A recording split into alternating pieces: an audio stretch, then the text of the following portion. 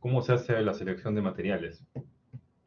Ya, vamos a terminar con eso y después vamos a entrar a la primera guía de laboratorio. Todo lo que son los laboratorios le he puesto en una carpeta llamada laboratorios. Bueno, ahí está el que dice laboratorio 1.1. Ahí hay un montón de problemas. Ya lo vamos a explicar en su momento. Obviamente no se pueden hacer todos hoy día, ¿no? Son a ser problemas que se van a ir haciendo a lo largo de la semana, ¿no? De repente no hacemos todos, pero vamos a hacer los que representen las funciones más útiles del software.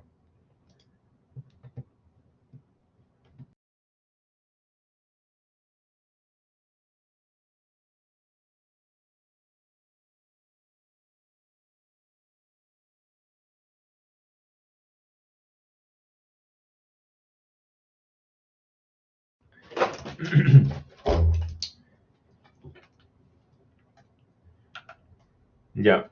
Ahora, ¿cuál es el procedimiento para seleccionar el material? Bueno, realmente la selección del material, si ahorita que vamos a ver el procedimiento, no es que sea una cosa del otro mundo, ¿no? Es realmente algo que quizás no sorprende mucho cuando una vez que lo veas, ¿no? Básicamente el método, la forma de elegir el mejor material se basa en filtrar materiales que no te sirvan, ¿no? Ver las propiedades de los materiales y finalmente pues, hacer una selección, ¿no? Luego de que hagas varios filtros, ¿no? Si es que tienes algún empate entre distintos materiales, haces una selección por criterios, así como la que ustedes hicieron, para seleccionar su concepto de solución, ¿no? Que ustedes colocaron sus criterios más importantes, ¿no? Que querían evaluar y hacían una ponderación, ¿no? Eso al final también se puede aplicar a la selección del material y finalmente te quedas con uno, pues, ¿no? Esa es la forma, a grosso modo, ¿no? Vamos a ver los detalles. Ya, esta parte de selección de materiales está basado en el libro de Ashby, que es bien conocido en todo lo que tiene que ver con selección de materiales, ¿no? Su libro es bastante útil para hacer selección de materiales y, y también sería una buena referencia el ASM Handbook, ¿no? Que son 13 volúmenes.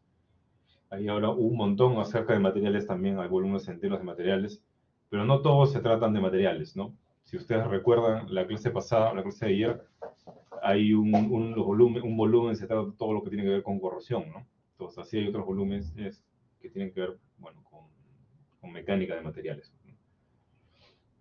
Ya, ahora,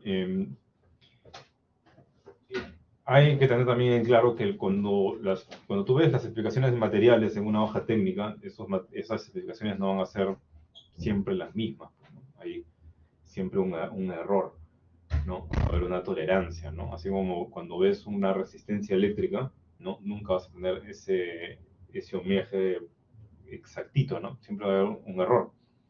Entonces, con los materiales ocurre lo mismo. Entonces, hay que tener eso en cuenta para el momento de hacer la selección, ¿no? Por eso es que aquí abajo sale la variación de la propiedad del material, bueno, la propiedad que te interese, pues, ¿no? Tiene una distribución estadística, ¿no? Eso más o menos se puede ajustar a una distribución normal, pero eso tendrías que contrastarlo con las condiciones del servicio, ¿no? Las condiciones del servicio son las condiciones de operación, ¿no? Supuestamente, bueno, en operación, cuando está trabajando, bueno, en su operación normal, ¿no? Las condiciones de operación, no sé, digamos fuerza, ¿no? O la propiedad que tú requieras, ¿no? Digamos que puede estar trabajando aquí, ¿no? Pero en el arranque la máquina puede tener picos de tensión, ¿no? Puede haber variaciones, pues, ¿no? Entonces, esas variaciones también se pueden hacer una distribución de las variaciones de las propiedades que se requieren, ¿no? En las condiciones de servicio. Entonces hay que tener cuidado si es que estas dos campanas se llegan a traslapar demasiado, ¿no? Porque si hay un traslape, como el que hay aquí, entonces puede ser, no siempre, pero puede darse la mala suerte de que la propiedad no es suficiente como para poder cumplir la condición de servicio y finalmente el material falla. Ya, entonces, ¿qué características serán esos? ¿Qué propiedades materiales serán las que yo tengo que revisar para poder hacer la selección de material? Bueno, justamente este libro te ayuda a hacer eso, ¿no? Y de hecho hay software también para hacer la selección del material. ¿Ya? Entonces, así como tú viste criterios, ¿no? para hacer la selección de tu concepto de solución, bueno, acá también hay criterios, hay algunos que ya son, digamos, comunes, ¿no? Ya hay características de desempeño de los materiales que ustedes conocen, ¿no? Propiedades físicas de los materiales que ustedes conocen, eso es un criterio en sí porque se puede medir, pues, ¿no? Es cuantitativo. También características de manufactura, ¿no? Perfil ambiental y consideraciones económicas. Hay materiales que son más caros que otros, ¿no? No solamente tienes que pensar en eso, ¿no? No solamente tienes que pensar en que el material puede ser más caro o no. También debes pensar en qué tan disponible es el material, ¿no? A veces el material no lo puedes encontrar aquí, ¿no? De repente es una aleación especial la que necesitas y no está, pues, no hay. El, también otro tema es que dependiendo del material, no puede ser que no encuentres la tolerancia que tú necesites o el tamaño que tú necesites, ¿no? Porque hay materiales que son más difíciles de maquinar. Otros materiales también tienen bastante, como dice aquí, pueden tener bastante variabilidad, ¿no?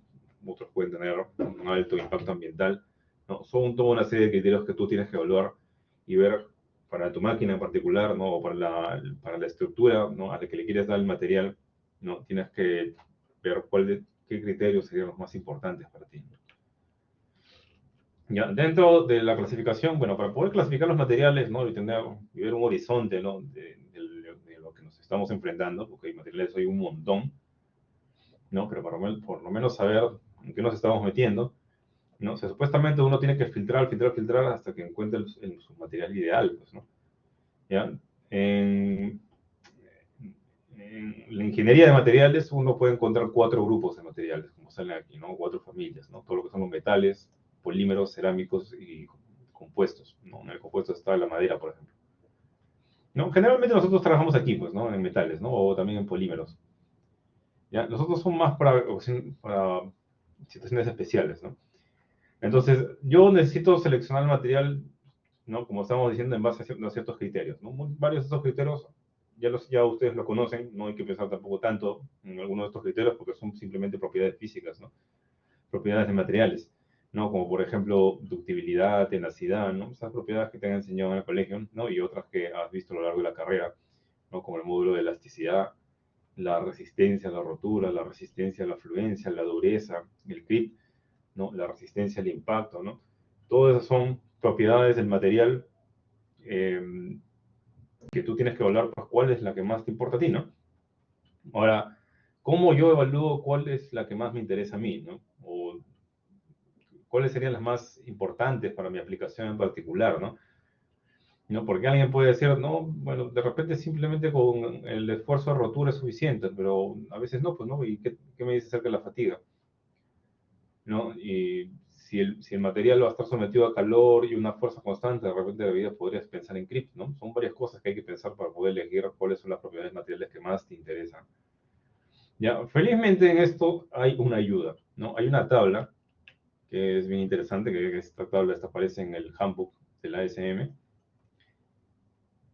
ya, ese es el volumen 11, donde eh, te dice, ¿no? Hace una clasificación de los mecanismos de falla, ¿no? De cómo falla el material para que, bueno, para que ubiques, ¿no? ¿Cuál de este tipo de fallas son tu preocupación para la estructura que estás haciendo, pues, o para la máquina que estás haciendo, ¿no? Si tú ves que, no sé, que estás en un ambiente que puede generar corrosión, entonces de repente este tipo de falla te preocupa más.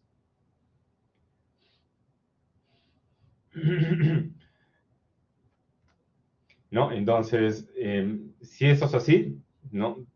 Acá te dice cuáles serían las propiedades de los materiales que más te interesarían, ¿no? Que tengan que ver con este tipo de falla, ¿no? Por ejemplo, fatiga por corrosión, ¿no? Si vas a ver todo lo que es fatiga por corrosión, entonces te interesaría esta característica del material. Si quieres ver lo que es pandeo, por ejemplo, ¿no? Entonces ahí lo importante sería el módulo de elasticidad, ¿no? Y el esfuerzo de fluencia a la compresión, ¿no? 2 criterios nada más. De todas las propiedades de los materiales, pues hay 2. ¿No? Y arriba, ¿qué es lo que sale? Arriba salen tipos de cargas, ¿no? Tipos de estrés y temperaturas operativas, ¿no? Temperaturas de operación, mejor dicho.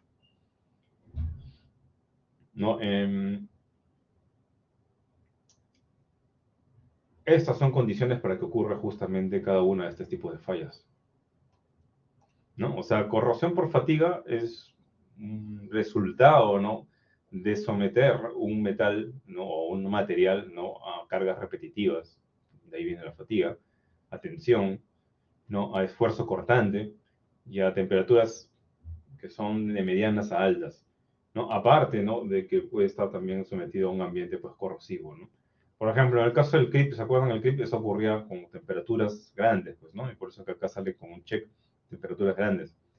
Y también puede ser a cualquiera de los modos de esfuerzo, ¿no? Puede ser a tensión, a compresión o a cortante, ¿no? Y en este caso para el CRIP, ¿no? El ingrediente para que ocurra esto, ¿no? Todos los ingredientes es que la carga sea estática, ¿no? O sea, una carga constante y aplicada todo el tiempo, ¿no?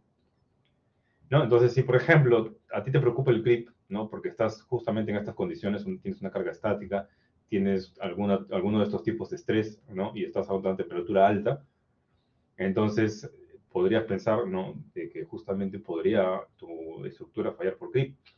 Así que las propiedades del material que deberías buscar en tablas, ¿no? Para poder hacer una comparación y después para hacer un filtro, sería justamente la velocidad a la que sucede el grip. ¿Ya? Entonces, esta tabla te ayuda un montón, pues, ¿no? Porque básicamente te ha hecho aquí la tarea, ¿no? La más común, generalmente, digo, bueno, lo más básico sería, pues, evitar que haya una falla por rotura, pues, ¿no? ¿No? Este es rotura frágil y este es rotura dúctil, ¿no? La rotura dúctil probablemente sea la más común, pues, que uno puede, bueno, de repente lo primero que a uno se le ocurre, ¿no? O sea, si yo jalo un metal, hay un momento en que el metal los tiras tanto que se va formando un cuello, pues, ¿no? ¿No? Justo antes de romperse. Se forma un cuello, ¿por qué? Porque ese material es dúctil. Si no fuese dúctil, no se formaría un cuello, ¿no? ¿No? Sería un material frágil, como el vidrio, ¿no? Entonces, simplemente, si la probeta es de esta forma, ¿no? Simplemente se corta como si fuese, como si lo hubieran cortado con cuchillo. No se forma ningún cuello, es una fractura frágil. ¿No? Entonces, para que ocurra uno u otro, ya sabemos que las condiciones o los ingredientes para que ocurra ese resultado están justamente en la parte de arriba. Y acá a la derecha puedes ver las características que te interesaría buscar. ¿Ya? Entonces, a nivel básico, digamos, ¿no? Nosotros siempre chequeamos esto, ¿no? ¿No? Asumiendo que los metales son dúctiles, ¿no? Porque cuando son frágiles es otra cosa distinta, ¿no? Pero en general, los materiales que se utilizan para las estructuras o lo que ustedes van a utilizar para sus estructuras, como tampoco es, pues no es una estructura compleja ni materiales recontra raros, ¿no? Salvo algunas aplicaciones en particular, ¿no? Normalmente son materiales, van a ser materiales dúctiles. Así que los criterios que más les va a interesar en ese caso, ¿no? Sería la resistencia a la tensión y la resistencia a la fluencia, ¿no? Son resistencias que hemos visto antes, ¿no? Acuérdense que la resistencia siempre debe ser mayor que el esfuerzo que sufre el material o que sufre la geometría, ¿no? Acuérdense que el esfuerzo que tú puedes hallar en la geometría no depende del material, ¿no? El esfuerzo sucede por una combinación de fuerzas y una geometría en particular, ¿no? Y eso genera un esfuerzo en un punto en el espacio. En la pieza hay millones de puntos, infinitos puntos, ¿no? ¿No? El esfuerzo se puede hallar en cada uno de esos puntos, ¿no? Como el software no te puede hallar para infinitos puntos, ¿no? Por eso que se llama el método de elementos finitos, ¿no? Porque básicamente lo que hace el software es dividir una pieza en un montón de elementos y aplicar las fórmulas de resistencia de materiales a cada uno de ellos. Ya, entonces, si tú quieres sacar el esfuerzo, no depende del material, ¿no? Eso depende solamente de la geometría y de la fuerza. Lo que sí depende del material es si eso se rompe o no, o sea, la resistencia, ¿no? Cuánto puede aguantar el material, obviamente eso depende del material.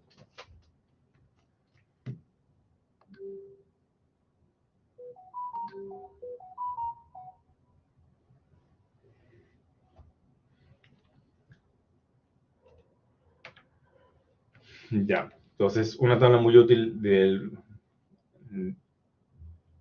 uno de los volúmenes del handbook de la SM, ¿no? Ahora, antes de entrar al método, digamos, para hacer el filtro, ¿no? Bueno, si ustedes se han fijado en la tabla anterior, pues hay un montón de propiedades, ¿no? Un montón de características, ¿no? Imagínense hacer un filtro de cada una de ellas, ¿no? Ese sería un trabajo un trabajo de hormiga, pues, ¿no? Un trabajo difícil y engorroso, ¿verdad?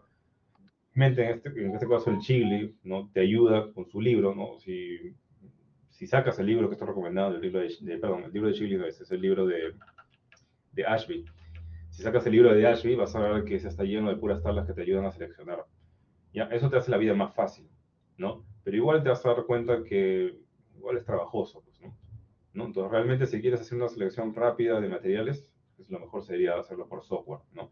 El detalle es que ese software es de pago.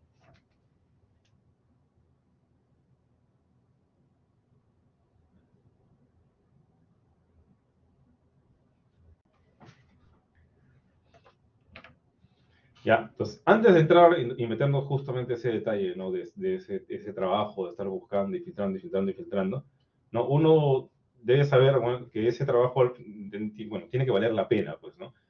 ¿No? Entonces uno se mete a hacer ese trabajo de filtrar, filtrar, filtrar y buscar el mejor material para su aplicación porque de repente quiere hacer, optimizar la máquina al máximo, ¿no? ¿No? Si vas a fabricar una sola máquina, por ejemplo, ya no sé si valga la pena hacer todo ese esfuerzo, ¿no? Pero si tu máquina va a ser fabricada pues, por grandes cantidades, no sé, miles, ¿no? O es un producto de consumo que se produce un montón de cantidades, entonces ahí sí vale mucho la pena escoger el mejor material para la máquina. ¿No? Porque si el material es mejor, ¿no? El ideal para esa aplicación en particular, entonces, y al final todo eso también se traduce en un costo, ¿no? Al final puede salir más barato todo, ¿no? Entonces, ese ahorro que podrías conseguir, que podría ser incluso de 1%, ¿no? Si es de 1% multiplicado por miles o millones o cientos de miles de piezas, pues va a salir un ahorro considerable, pues, ¿no? ¿Ya? Entonces, ¿qué haces si quieres tomar un material de la forma más fácil, ¿no? La forma más fácil sería lo que hemos estado haciendo hasta ahora.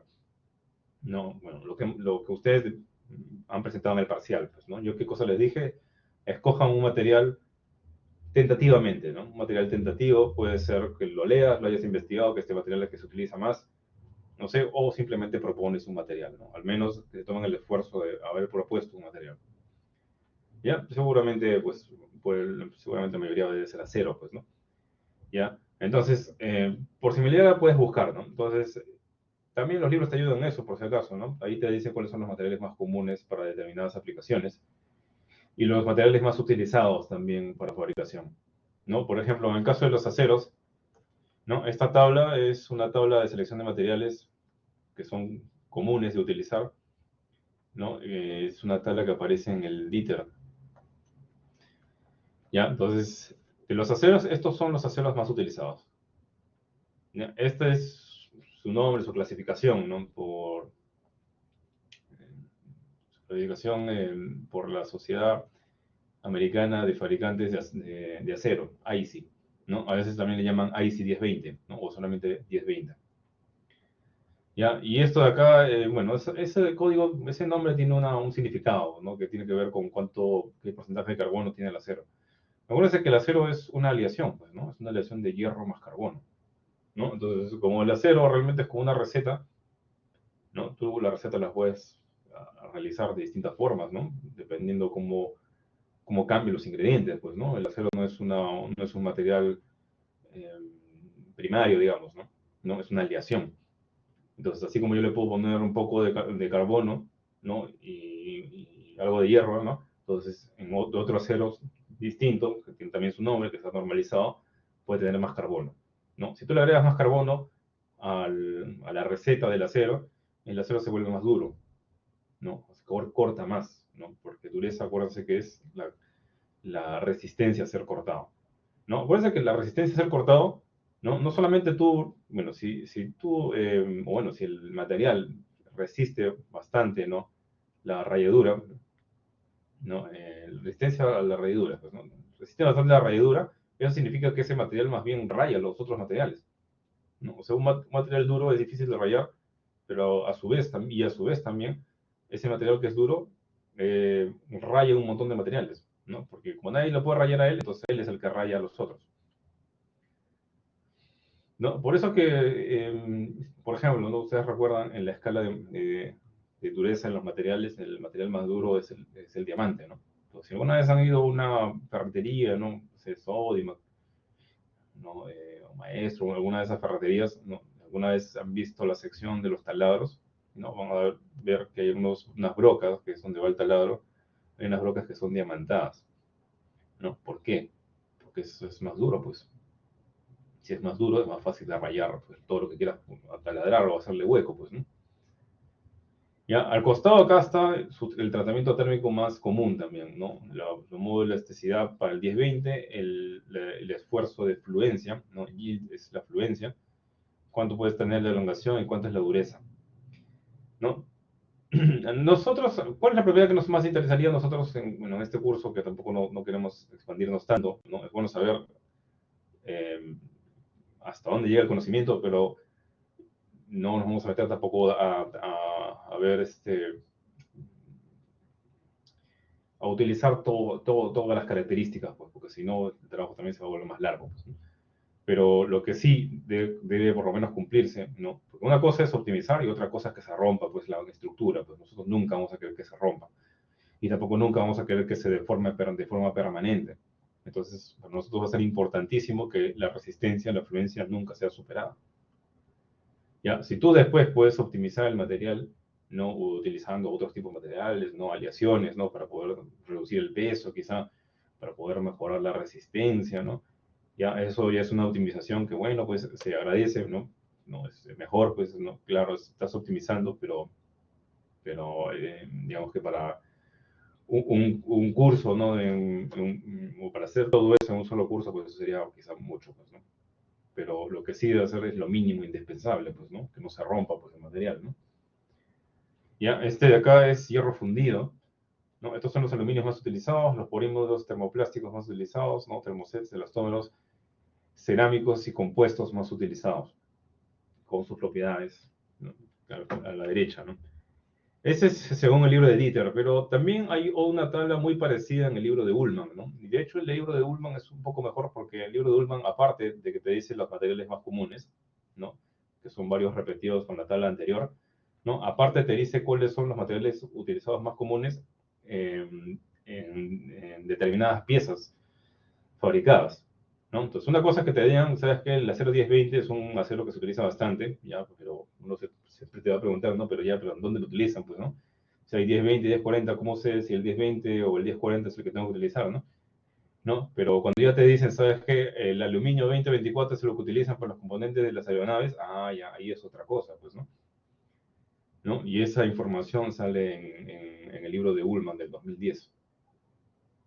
¿Ya? Entonces, esta tabla puede ser muy útil también para poder escoger materiales por similaridad. ¿Ya? Y claro, acá aparecen varios, pues, ¿no? ¿No? Al final tú tendrías que hacer un desempate, ¿no? Entonces, ese desempate de los materiales se puede hacer, ¿no? Con alguna de las tablas de ponderación que hemos visto, ¿no? O de valorización que hemos visto, ¿no? Puedes utilizar la matriz de Pugh, puedes utilizar la matriz costo-beneficio, ¿no? Esa donde sacas una nota ponderada, ¿no? Acá también se puede utilizar eso.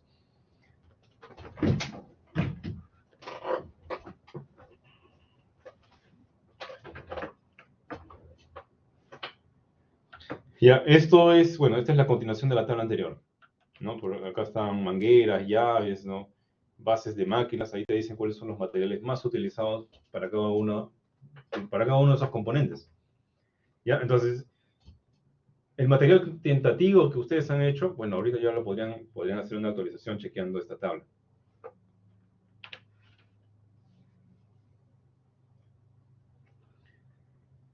Ah, y ya, esto es del Ullmann. Ah, y en el DITA también sale, ¿no? El DITA también sale por aplicación. Ya, varias partes se repiten, pues, ¿no? Pero yo igual presento las dos porque hay algunas aplicaciones que no aparecen en el libro de Ullmann, ¿no? Hay otras que no aparecen en el libro de Dieter, así que me pareció mejor poner las dos tablas. Ya ustedes vean, ¿no? A ver si pueden encontrar su aplicación o qué aplicación es más similar a lo que ustedes están haciendo, pero que simplemente se puedan copiar el material, pues, ¿no? Eso es hacerlo por similaridad. Ya, ahora, ¿qué pasa si tú quieres ir más allá, ¿no? Quieres hacer una optimización del material, ¿no? De la selección del material, el mejor material posible para tu aplicación en particular. Entonces ahí tendrías que tener bien claro qué es lo que quieres conseguir. ¿Ya? Porque si ustedes recuerdan, cuando hemos visto las tablas de valorización, ¿no?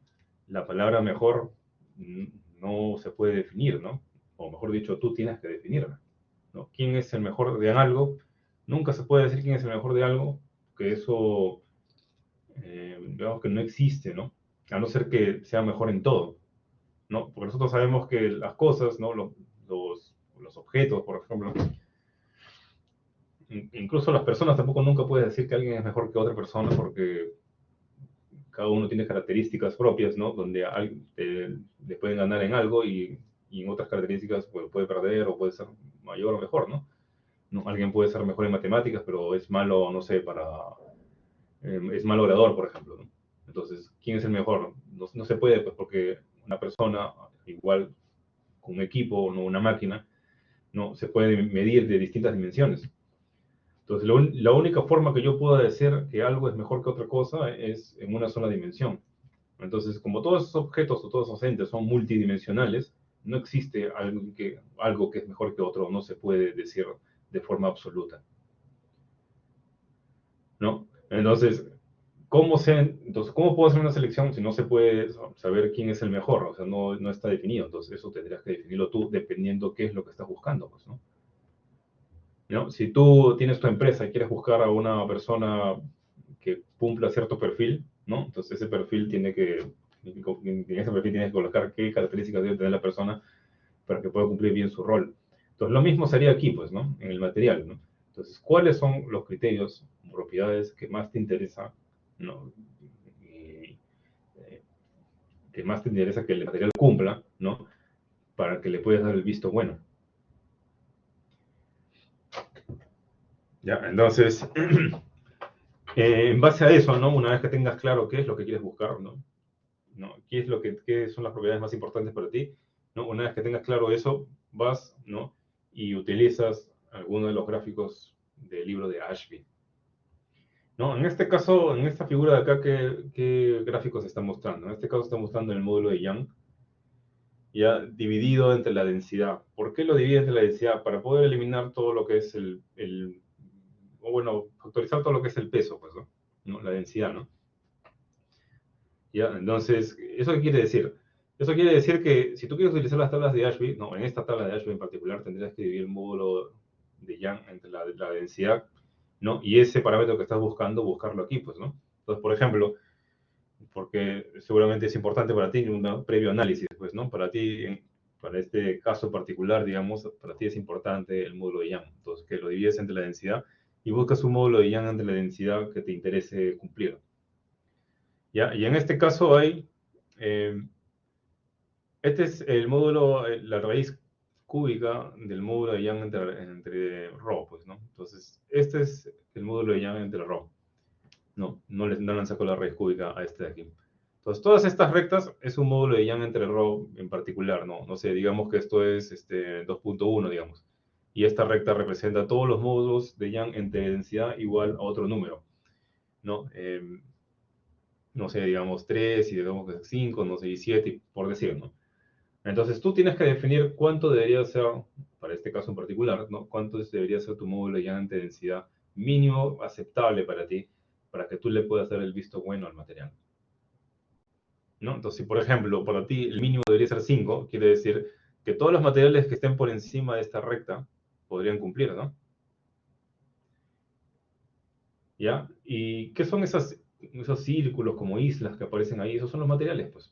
Entonces, Ashby creó unas gráficas bien útiles, ¿no? Porque una vez que tú identificas la recta, ¿no? Lo mínimo que puedes aceptar en el material, en el momento que veas la intersección, vas a ver que intersecta varias islas, ¿no? Entonces, esas listas representan materiales. Entonces, ¿eso qué quiere decir? Que si tú estás buscando este valor de módulo de Young entre densidad, entonces hay una serie de polímeros y de elastómeros que cumplen, ¿no? Que están por acá, ¿no? Hay espumas también que cumplen para ese módulo de elasticidad entre ρ que estás buscando.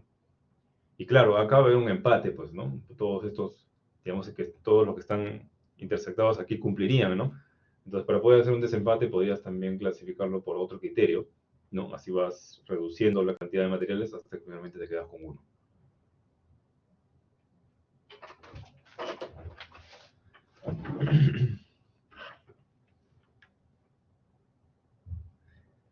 Ya, entonces, ¿qué dice aquí en el procedimiento? ¿No? Dice, a partir de las funciones, determinar las propiedades materiales requeridas por el diseño. ¿Ya? Entonces, tendrías que ver tu diagrama de funciones, ¿no? Supuestamente, para cada función tú has dado una solución, ¿no? Entonces, esa función en particular, pues, tiene sus propios objetivos, ¿no? Entonces, ahí también podrías plantear los objetivos de qué debería tener el material para poder cumplir bien su función, ¿no? ¿No? Luego dice definir los parámetros de manufactura, ¿no? Eso también es importante y eso también les había dicho, ¿no? Yo les había dicho que debería estar en la lista de requerimientos, ¿no? Más o menos cuántas máquinas te proyectas construir. Porque si te proyectas a construir, no sé, 1000 máquinas, por ejemplo, eso quiere decir que vas a producir, no sé, mil veces, no sé, una determinada pieza, pues, ¿no? Entonces, dependiendo de eso, va a ser más fácil, más difícil maquinar, ¿no? O mejor dicho, puede ser más fácil o más difícil maquinar dependiendo de qué material escojas, ¿no? Entonces, si vas a hacer un montón de piezas y escoges un material recontra duro, va a ser bien caro hacer eso. Entonces, ese no sería un buen material. Pero si la máquina que vas a hacer no va a ser, no se va a producir en tantas cantidades, entonces de repente podrías escoger ese tipo de materiales para darle más resistencia, ¿no? Entonces, incluso de eso depende, ¿no? Por eso es importante que ustedes pongan más o menos cuántas máquinas se proyectan ustedes fabricar, ¿no? No, luego dice acá, comparar las propiedades de parámetros con una base de datos de materiales, ¿no? Podrían utilizar el libro de Ashby, pero también hay software para hacer eso. Y luego seguir con el filtro hasta que te quedes con uno solo, ¿no? Ya, como dice acá, no todo te lo dice, no todo te va a decir el libro, así que va a requerir también una etapa de investigación.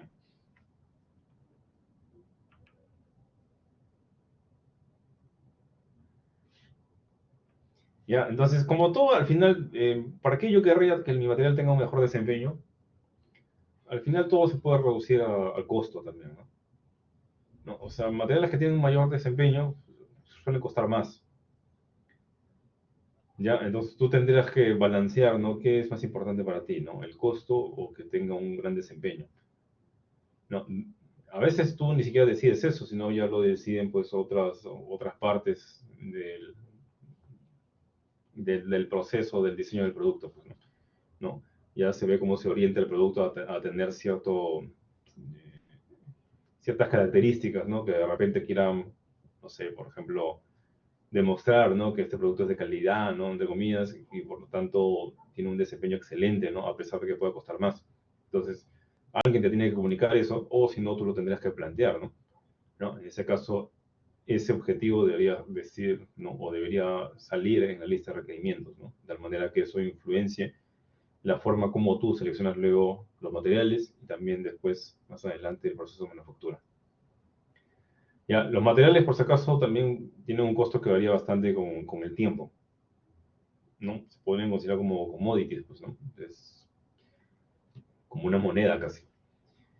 Ya, por ejemplo, acá pueden ver a la derecha, ¿no? Distintos materiales y cómo es el rango de precios que se han manejado, ¿no? Estos precios están, por si acaso, en dólares por kilo, ¿no? Por ejemplo, esta cerámica, ¿no? Tiene una gran variación en dólares por kilo, ¿no? ¿Por qué?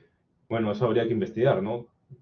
Sucesos a nivel mundial pueden afectar también, ¿no? Pueden generar escasez de ciertos materiales y obviamente eso va a generar que sea más caro, pues, ¿no? Si es más escaso, va a ser más caro. Eso también tendrían que ver, ¿no? ¿No? O sea, si tú vas a escoger un material que de repente pueda tener el riesgo, ¿no? De que su costo varíe demasiado, entonces eso es un material riesgoso, pues, ¿no? Entonces, quizá en ese caso te convendría buscar otros materiales que tengan un precio más estable, ¿no? ¿Ya? Eh, Hay bases de datos donde puedes ver los precios en tiempo real. Bueno, como dije, los materiales son como commodities, ¿no? Es como si fuese una moneda, ¿no? Así como el sol cambia de precio, ¿no? El tipo de cambio cambia constantemente en el mismo día, entonces igual los materiales cambian constantemente en el mismo día. Ya, esos son de pago, hay herramientas de pago, pero hay un recurso gratis que es en este link que les invito luego a visitar.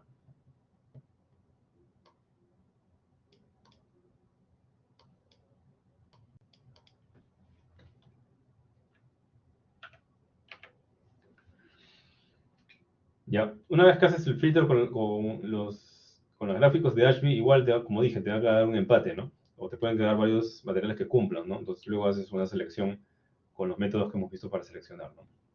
Entonces, ¿qué métodos hemos visto? Alguno de ellos ha sido el método de Pugh.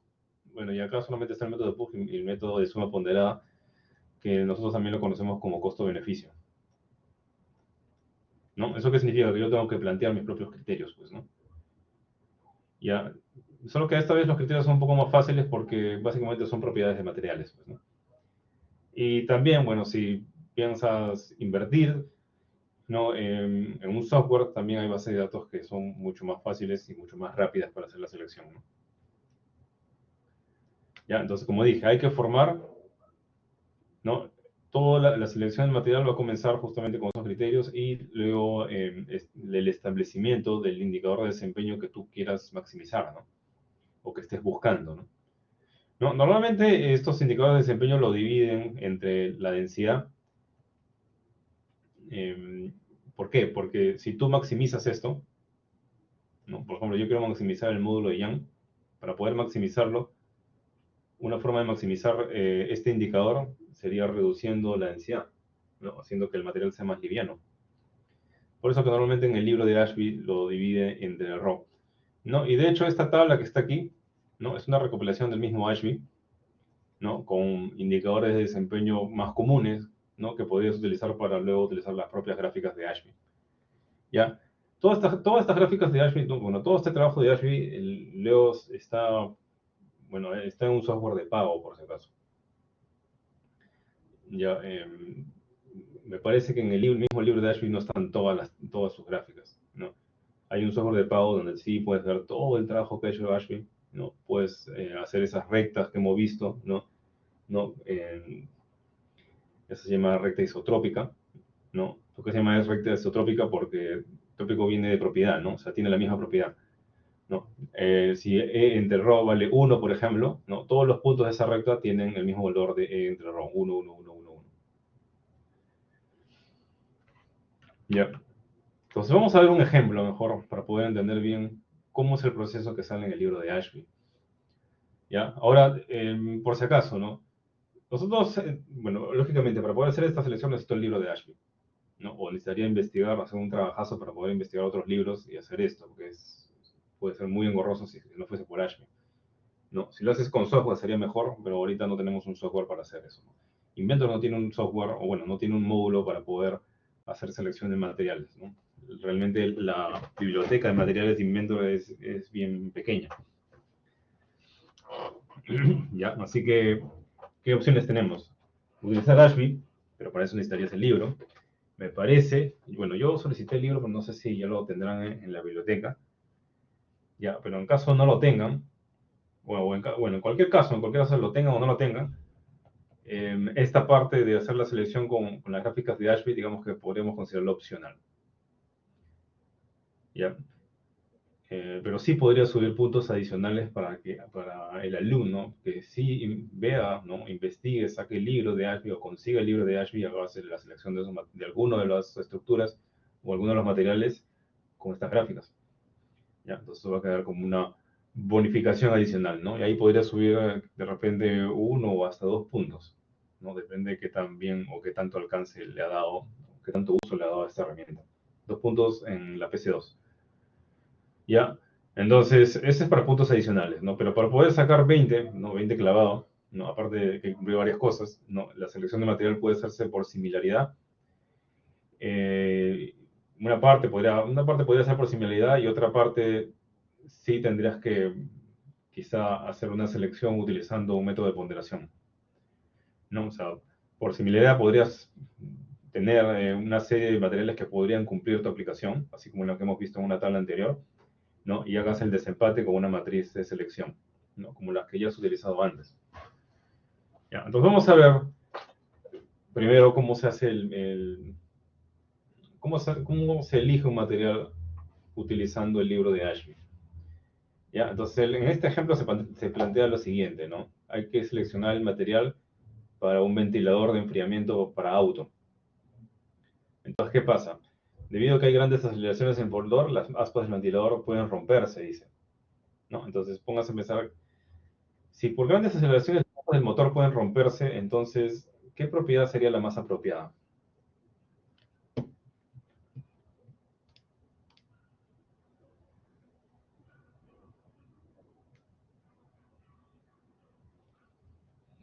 Si el material está, bueno, uno de sus compañeros pregunta si el material está presente en Inventor, si lo puede utilizar también.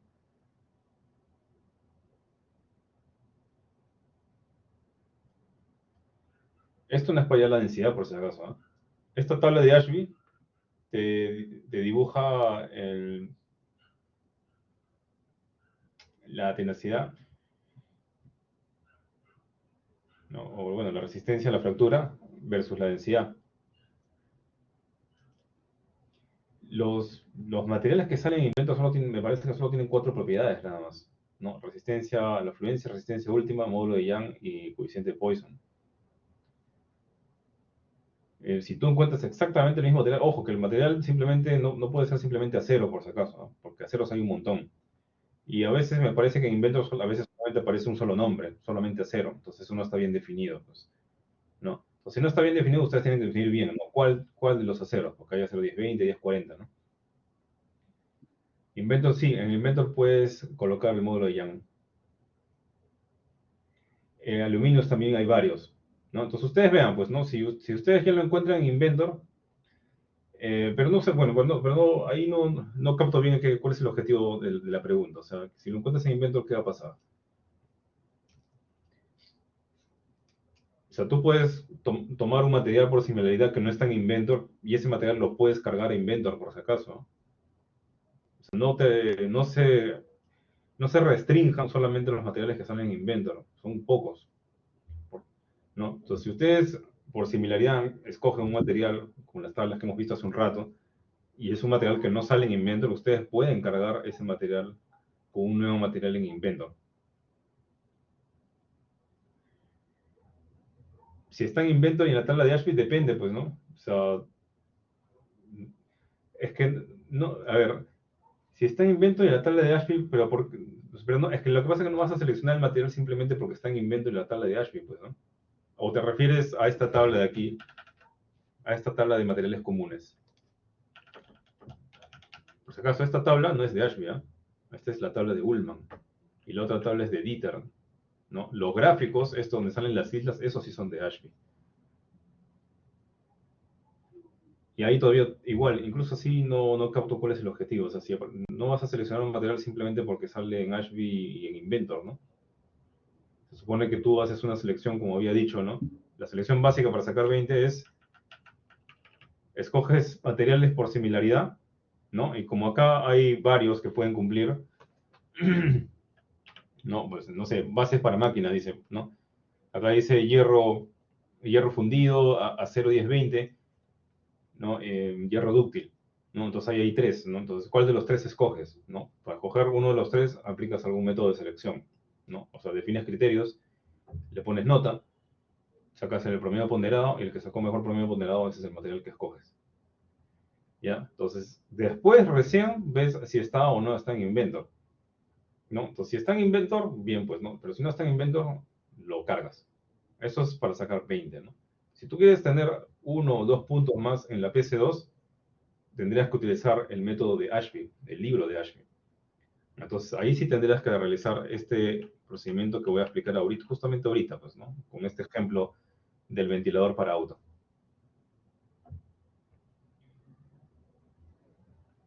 Ya, bueno, esa es una buena referencia, eso no lo había encontrado, ¿no? Su compañero acaba de compartir un código Python para seleccionar materiales según un método de Ashby. Ya, si lo pueden hacer y si te dan las gráficas, ¿no? Digamos, bueno, claro, y lo puedes explicar, ¿no? No tienes que explicar el procedimiento, ¿no? ¿No? Si te dan las gráficas, lo puedes explicar y claro, tú tienes que seleccionar también la propiedad, pues, ¿no? No simplemente utilizar cualquier gráfica, ¿no? Como dije al inicio, tú tienes que seleccionar la propiedad que va a ser importante para tu máquina. Y eso probablemente el código no te lo va a dar, pues, ¿no? El mismo Ashby tampoco te lo va a dar, ¿no? Tú tienes que definir qué es lo más importante para ti. Por eso justamente acá estaba preguntando, ¿no? Si tú ves que las grandes aceleraciones en el motor pueden romper las aspas, ¿no? Entonces, ¿cuál sería la propiedad más importante, ¿no? Y aparte también tienes el objetivo de buscar el material más barato, ¿no? ¿no? Si es por la aceleración, entonces podría pensar fórmulas que tengan que ver con la aceleración, ¿no? Como fuerza igual masa por aceleración, ¿no? Ahí figura la aceleración, ¿no? La aceleración está relacionada con la fuerza. La masa es constante, pues, ¿no? ¿No? Ahora, la tenacidad se puede definir por fórmula de esta manera. Ahora, ¿podría relacionar las dos? Claro, pues la tenacidad va, si es más tenaz, pues va a soportar mejor, ¿no? Las aspas, ¿no? Y no se va a romper, ¿no? Entonces ahí tengo dos fórmulas que justamente tienen que ver con el problema que se está planteando, ¿no? Este código que ha mandado su compañero seguramente va a ser mucho más útil para hacer la selección, pero al inicio, ¿no? Ahí hay un obstáculo que sí tienen que hacerlo solos, que es justamente definir qué sería lo más importante para su aplicación en particular. Y para eso necesitas algo de física. ¿Ya? Entonces, ¿qué se ha hecho en el ejemplo aquí? ¿No? Se han combinado las dos ecuaciones, ¿no? Y bueno, para poder hallar cómo son las fuerzas, ¿no? Que se generan, ¿no? Al momento de hacer girar las aspas, ¿no? ¿No? Entonces, al final ha salido esta inecuación de aquí, donde dice que esta expresión debe ser mayor o igual que las RPM, ¿no? Entonces, cuando haces la combinación, te vas a dar cuenta que esto de aquí sale una constante, esto también sale una constante, pero esto no, ¿no? Entonces, esto es una propiedad que podría buscar en el material, ¿no? Que me interesaría, ¿no? Justamente acá tengo la tenacidad. Y lo más conveniente sería dividirlo entre el ρ, entre la densidad, justamente para cuando yo lo maximice, pues trate de buscar también el material más ligero. Si es más ligero, también es más probable que me salga más barato. Y además que las gráficas de Ashby también están con ese parámetro, pues, ¿no? Entonces ahí es donde me doy cuenta que este debería ser el indicador de desempeño que debería utilizar.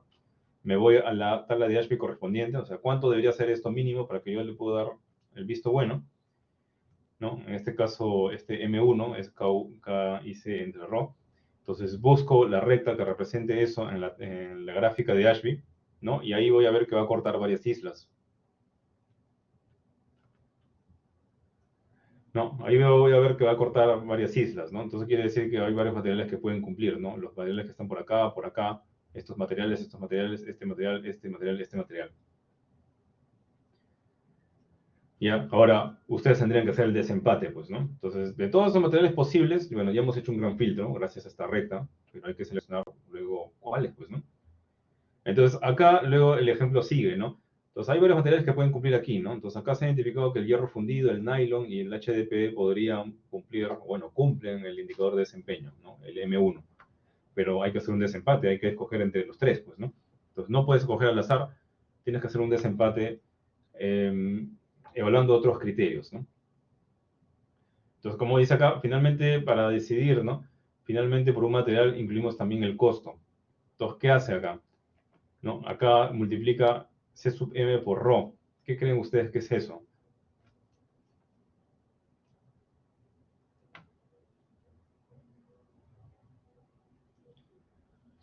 El C sub m es el costo del material, ¿no? Por unidad de masa. ¿No? Si lo multiplico por ρ me sale el costo total, ¿no? Bueno, dividido entre la densidad, ¿no? Si lo multiplico por la densidad me va a salir el costo total por unidad de masa. Entonces, si yo necesito reducir el costo, yo necesitaría que este número sea lo más bajo posible. Entonces, acá el libro elabora una tabla para poder hacer el desempate, ¿no? Entonces, acá ha puesto varios materiales que han cumplido en el primer filtro, ¿no? Con la recta M1, ¿no? Acá hay algunas aleaciones, acá hay dos tipos de HDPE, acá hay un nylon, acá está la tenacidad, acá está el ρ, acá está el costo por unidad de peso, y acá está M1, que vendría a ser la división de este con este, ¿no? O sea, de esto y esto sale M1. Este es el costo total por unidad de masa, ¿no? Y lo que hace después es, ¿no? Una vez que tiene el indicador de desempeño M1, haya el indicador de desempeño M2, ¿no? Acuérdate que tú quieres maximizar este número, o sea, hacer que sea lo más grande posible, ¿no? Entonces, si tú quieres maximizar este número, pero a su vez también necesitas minimizar el costo, o sea, yo necesito minimizar este número de aquí, entonces puedo hacer algo bien hábil, pues, ¿no? O sea, yo podría elaborar un solo indicador de desempeño para poder, de tal manera que si yo maximizo, a su vez yo voy a minimizo, bueno, se va a minimizar, mejor dicho, el costo. ¿Y cómo puedo hacer eso? Pues fácil, pues simplemente divido entre el costo el indicador de desempeño que quiero cumplir, ¿no? En este caso, este K y C lo divido entre el costo, ¿no? Y lo que va a pasar es que cuando yo maximice M2, ¿no? Eso va a ser posible aumentando la tenacidad o reduciendo el costo para que esta división salga lo más grande posible, ¿no? Entonces, cuando haces esa división, te va a salir, pues, esto no sería realmente como una nota, sino sería como bueno, un indicador, una fórmula, pues, ¿no? ¿No? Entonces, acá ves varios números y obviamente, como estamos buscando, ¿no? Estamos buscando maximizar. Entonces, claro, el número que tenga, el material que tenga el M2 más grande, ese sería el material indicado, ¿no? En este caso, este de aquí, ¿no? La aleación de aluminio fundido es con diferencia, con bastante diferencia, la que tiene el mejor indicador de desempeño.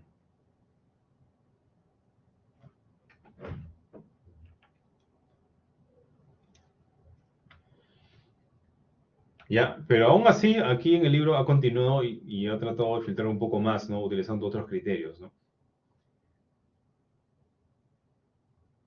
Ya, esta es una aleación de, mira, acá está la aleación de aluminio, pero lo he querido comparar también con esta aleación de acero con níquel,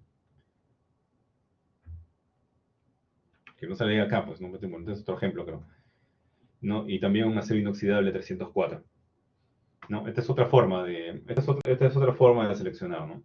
¿No? Lo puede hacer con la tabla de Ashby, ¿no? Donde hemos visto claramente aquí que este sería el ganador.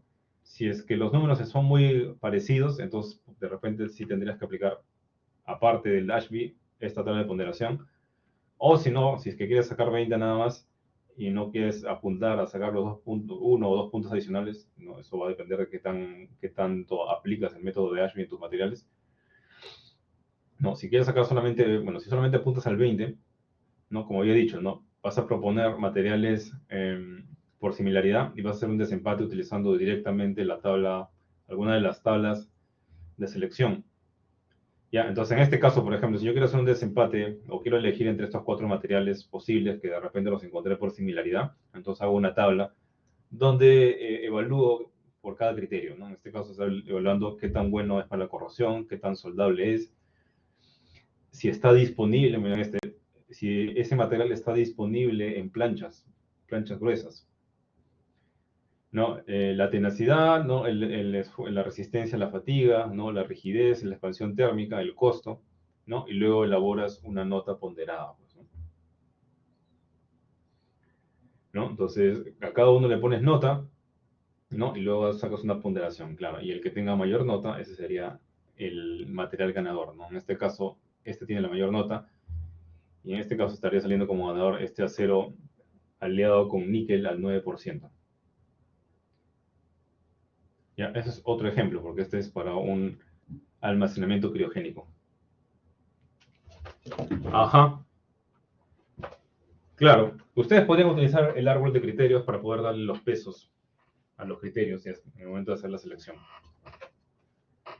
Ya, ahora, aquí sería un poco más fácil, ¿no? En el sentido de que los criterios, como pueden ver ustedes, son básicamente, pues, propiedades físicas, pues, ¿no?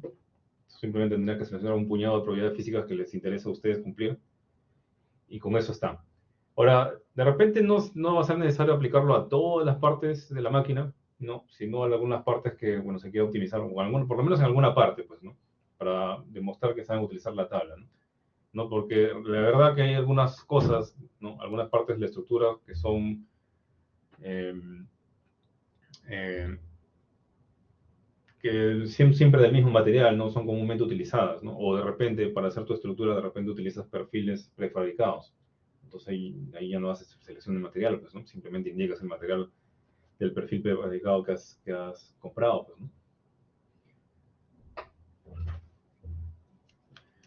Ya, otra forma de hacer esto también sería utilizando la matriz de Puch que se explicó también alguna vez, ¿no? En una clase anterior. No, en la matriz de Puch básicamente se trataba de que tú tomabas como referencia, bueno, en este caso sería un material, y lo comparas con el resto de materiales, ¿no? Y el que gana de entre todas estas comparaciones, lo tomas a ese nuevo como la nueva referencia y haces otra vez una segunda corrida, ¿no? ¿Se acuerdan de eso? Esa es la matriz de Puj. Y otra es esta tabla que es más simple, ¿no? Que sería una comparación por pares, ¿no? Entonces tengo las cinco propiedades aquí. Bueno, en este caso sería para poder evaluar los pesos, ¿no? Los comparo con ellos mismos, con esos mismos cinco, para poder evaluar cuáles los pesos que más son, bueno, que son más importantes para mí o no, ¿no? Esto tiene un poco de ese método que hemos visto que se llamaba, bueno, uno de los últimos métodos de valorización que hemos visto que era un procedimiento un poco largo, pues, ¿no? ¿Se acuerdan? ¿No? Donde había que ver la consistencia, ¿no? Pero en este caso simplemente es un poco más simple porque es simplemente comparar los criterios, ¿no? Para saber quién es mejor que quién y dar un aproximado de un peso, bueno, el mejor peso, pues, ¿no? El peso más, pues, un peso que vaya acorde, pues, ¿no? A lo que hayas respondido aquí, pues, ¿no? ¿Quién es mejor para ti? ¿Qué propiedad es mejor para ti que la otra, pues, ¿no? Ya, entonces acá te va a salir una cantidad de pesos que obviamente tiene que sumar 1. Y esas ponderaciones podrías utilizarlas luego para sacar la nota final.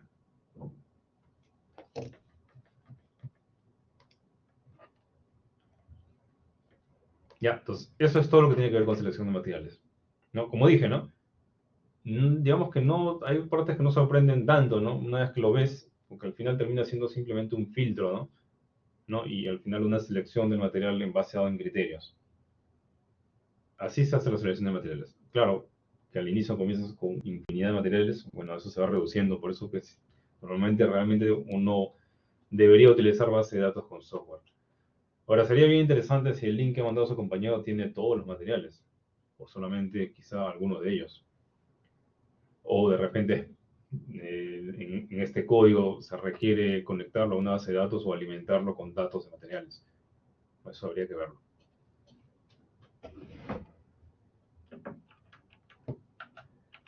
Ya, entonces, ¿cuál es la actividad de esta semana? Bueno, empezar a desarrollar el diseño definitivo.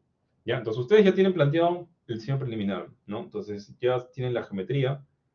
Ya, esa geometría habría que revisarla, ¿no? Y ver si cumple o no cumple las guías de diseño que hemos visto, las guías, ¿no? Las guías de diseño, las que hemos visto ayer.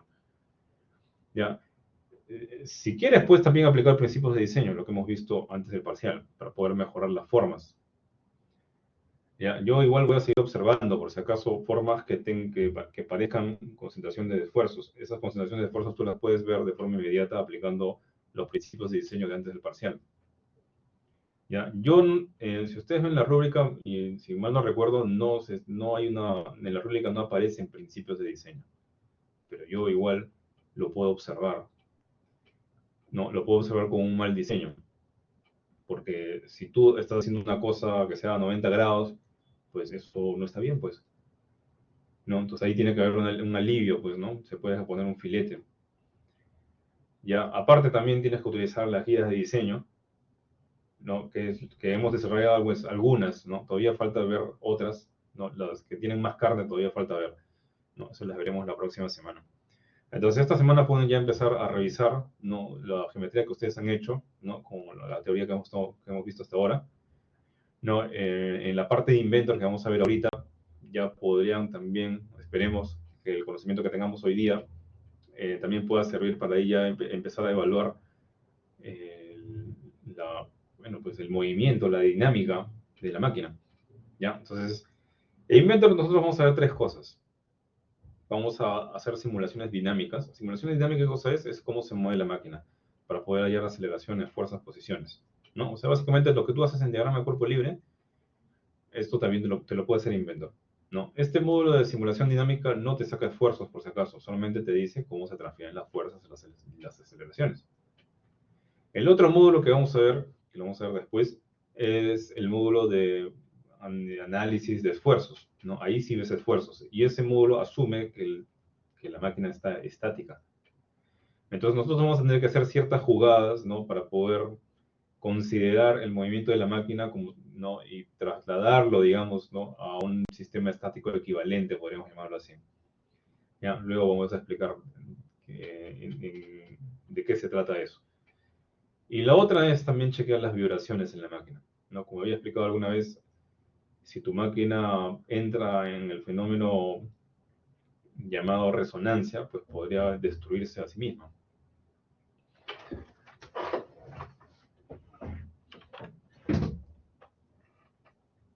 Y claro, las fórmulas que ustedes han hecho, que son básicas, ¿no?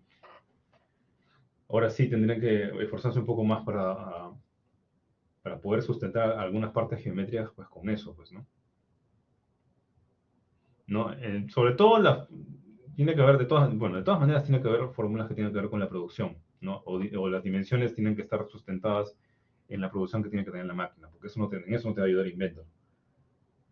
Ya, Inventor sí te podría ayudar y decirte, sabes que con este ancho se va a romper, ya, esa es una, pues, ¿no? Pero, ¿qué tan grande debe ser la máquina para poder dar la producción que tú necesitas?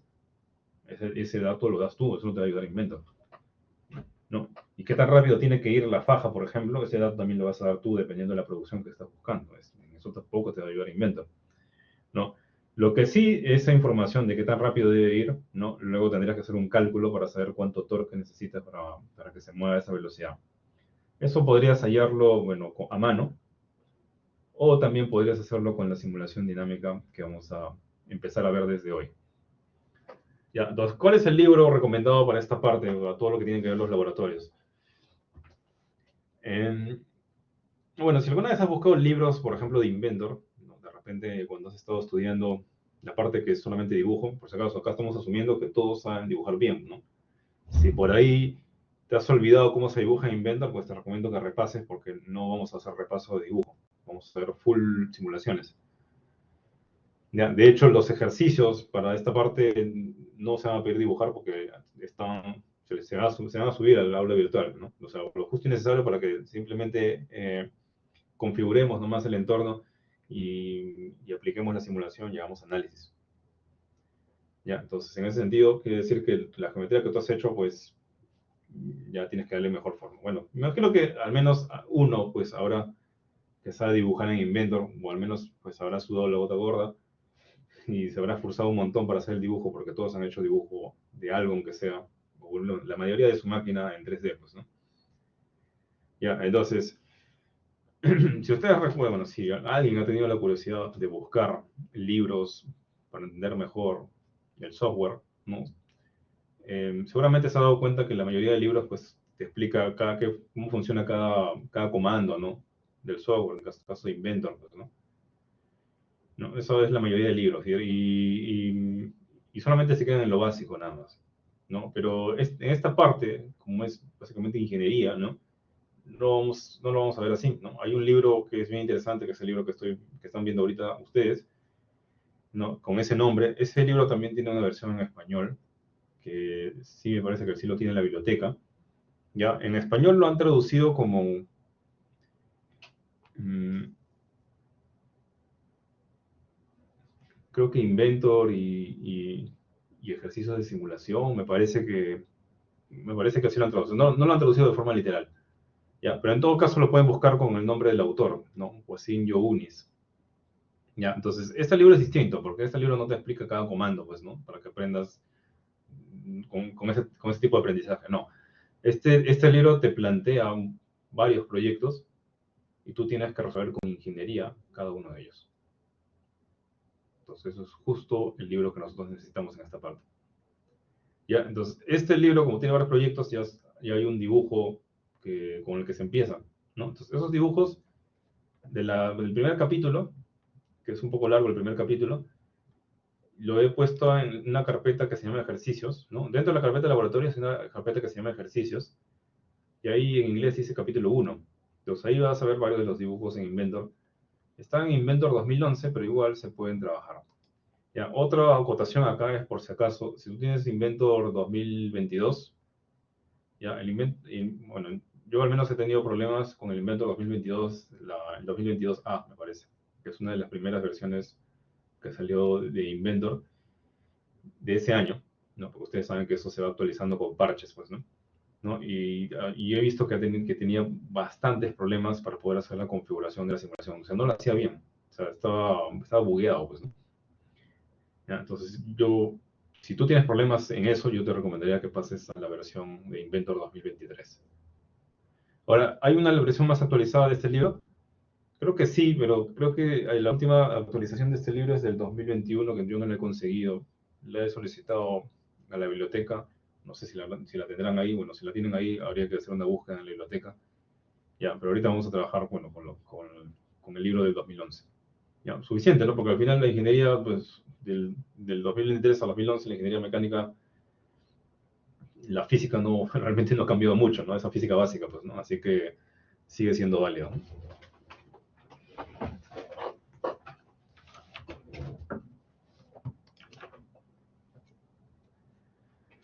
Ya, entonces, recuerden, ¿de qué se trata la simulación dinámica? Básicamente es como si a Inventor, es como si Inventor te ayudara a hacer el diagrama de cuerpo libre. Ya, entonces, ¿qué hayas tú en el diagrama de cuerpo libre? Hayas las fuerzas, hayas las reacciones, hayas las posiciones, la dinámica, pues, ¿no? ¿No? Entonces, en un diagrama de cuerpo libre no hayas el esfuerzo, ¿no? Entonces, si ustedes recuerdan, ¿no? Física básica, ¿no? No hayas el esfuerzo es fuerza sobre área. No, además, hallar, para que ustedes sepan, si tú quieres hallar esfuerzos a mano, o sea, sin utilizar software, es bien, bien engorroso. Se hace con matrices, por si acaso, ¿no? Son unas matrices enormes. O sea, ni hablar, que eso lo has visto, eso no hay un curso sobre eso aquí, ¿no? Eso ya sería para que tú hagas tu propio software de elementos finitos. O sea, nunca has calculado esfuerzos de esa magnitud, ¿no? Lo único que de repente habrás calculado sería, no sé, una barra, ¿no? Fuerza sobre área, que sea algo básico, pues, ¿no? Pero nosotros sabemos que los cuerpos no son así, pues, ¿no? ¿No? Y lógicamente los cuerpos que has hecho en tu máquina no son tan básicos tampoco, ¿no? O no van a ser tan básicos tampoco. Nosotros queremos optimizar. ¿Ya? Entonces, lo que hemos visto, lo que ustedes han visto, ¿no? En física es pura dinámica, ¿no? Dinámica y estática. Entonces, ¿quién te puede ayudar a calcular esas fuerzas, aceleraciones? Pues Inventor. Solo que hay que saber configurarlo, ¿no? ¿Ya? Entonces, ¿qué podemos recordar de fórmulas de dinámica? Bueno, la clásica que es la fuerza igual masa por aceleración, ¿no? Realmente es sumatoria de fuerzas, ¿no? No es fuerza nada más, ¿no? Es sumatoria de fuerzas.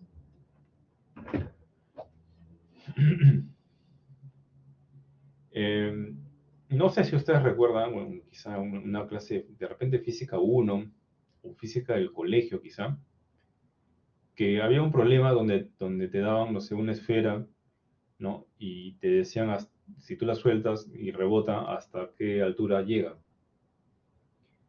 No sé si ustedes recuerdan eso, ¿no? Entonces, para poder hacer ese cálculo, uno tenía que utilizar lo que se llama el coeficiente de restitución, ¿no? Que es básicamente cómo varían las velocidades al inicio y al final al momento de un impacto.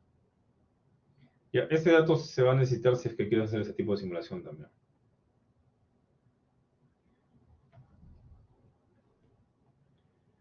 Ya, hay que tener cierto cuidado al momento de configurar el software, por si acaso, ¿no? El software no es infalible, ya, en el sentido de que hay cosas, no puedes poner cualquier cosa, porque el software te puede decir que hay un error, ya, o te puede decir que está sobre restringido. Entonces hay que configurarlo bien, ¿no? Entonces no es tan fácil simplemente como darle datos y se dice que se arregle solo, ¿no? Hay que configurarlo bien, pero para poder configurarlo bien tienes que entender física, pues, ¿no? Para poder, si te sale un error, ¿no? Y no se entiende bien, digamos, el mensaje que te bota Inventor, entonces tendrías que ponerte a analizar física, de repente estás haciendo algo que no se puede hacer, o matemáticamente no se puede hacer, o matemáticamente es como si tuvieras más ecuaciones que incógnitas, ¿no? Entonces ahí hay algo que no cuadra, pues, ¿no? Cuando tienes más ecuaciones que incógnitas, tienes un sistema tienes una redundancia de ecuaciones.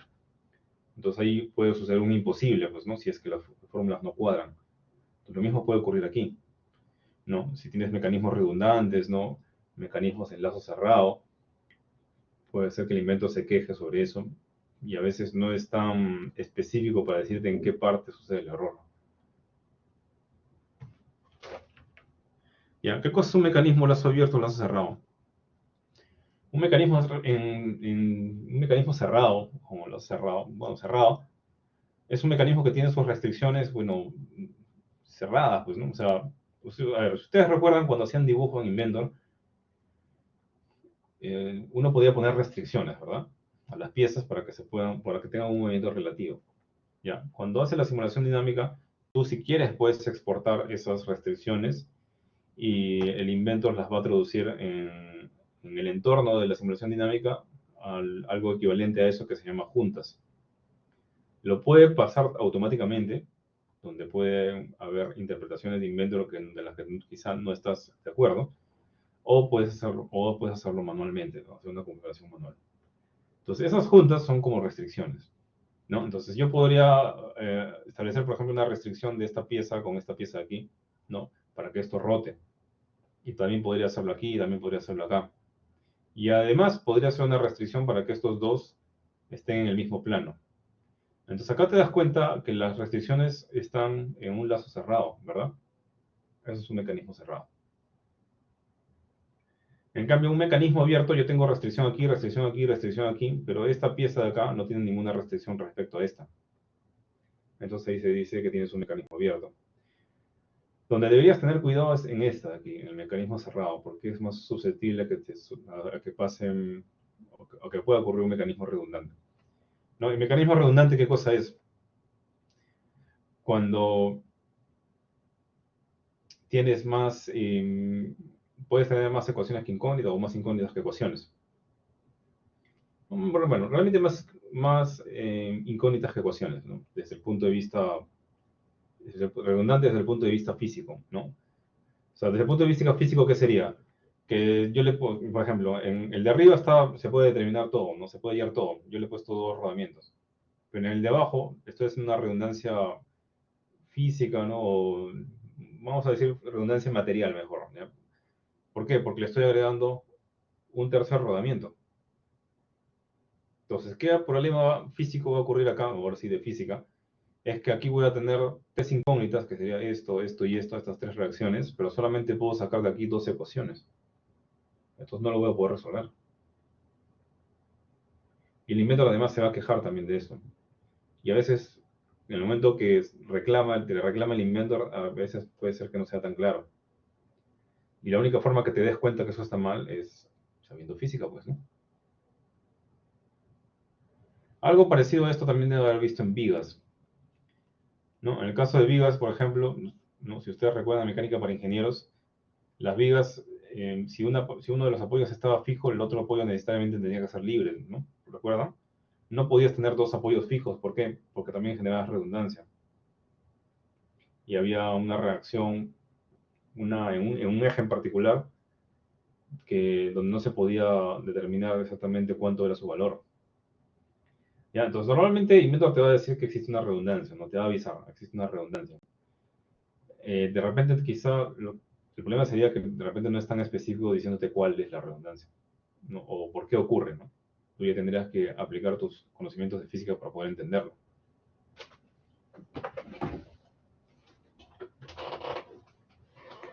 En algunas ocasiones puede ser también que el inventor, a pesar de que hay una redundancia, te calcule valores, ¿ya? Pero, ojo, esos valores, pues no, de repente no deberías confiar mucho en ellos, ¿no? Hay momentos en que no puedes confiar bien en el software si es que el software está mal configurado. Puede ser que el software te bote resultados, pero realmente no sería recomendable que confíes en esos valores, ¿no? O sea, lo mejor sería que configures bien el mecanismo, ¿no? Obviamente aquí no le podrías poner tres rodamientos porque generarías ese problema físico-matemático, ¿no? Solamente le tienes que poner dos rodamientos para que pueda ser claro, pues, ¿no? Además, también con esto cumples el principio de claridad, pues, ¿no? Aquí es claro cómo se reparten las reacciones, pero aquí no es claro, ¿no? Acá estás incumpliendo uno de los principios del diseño.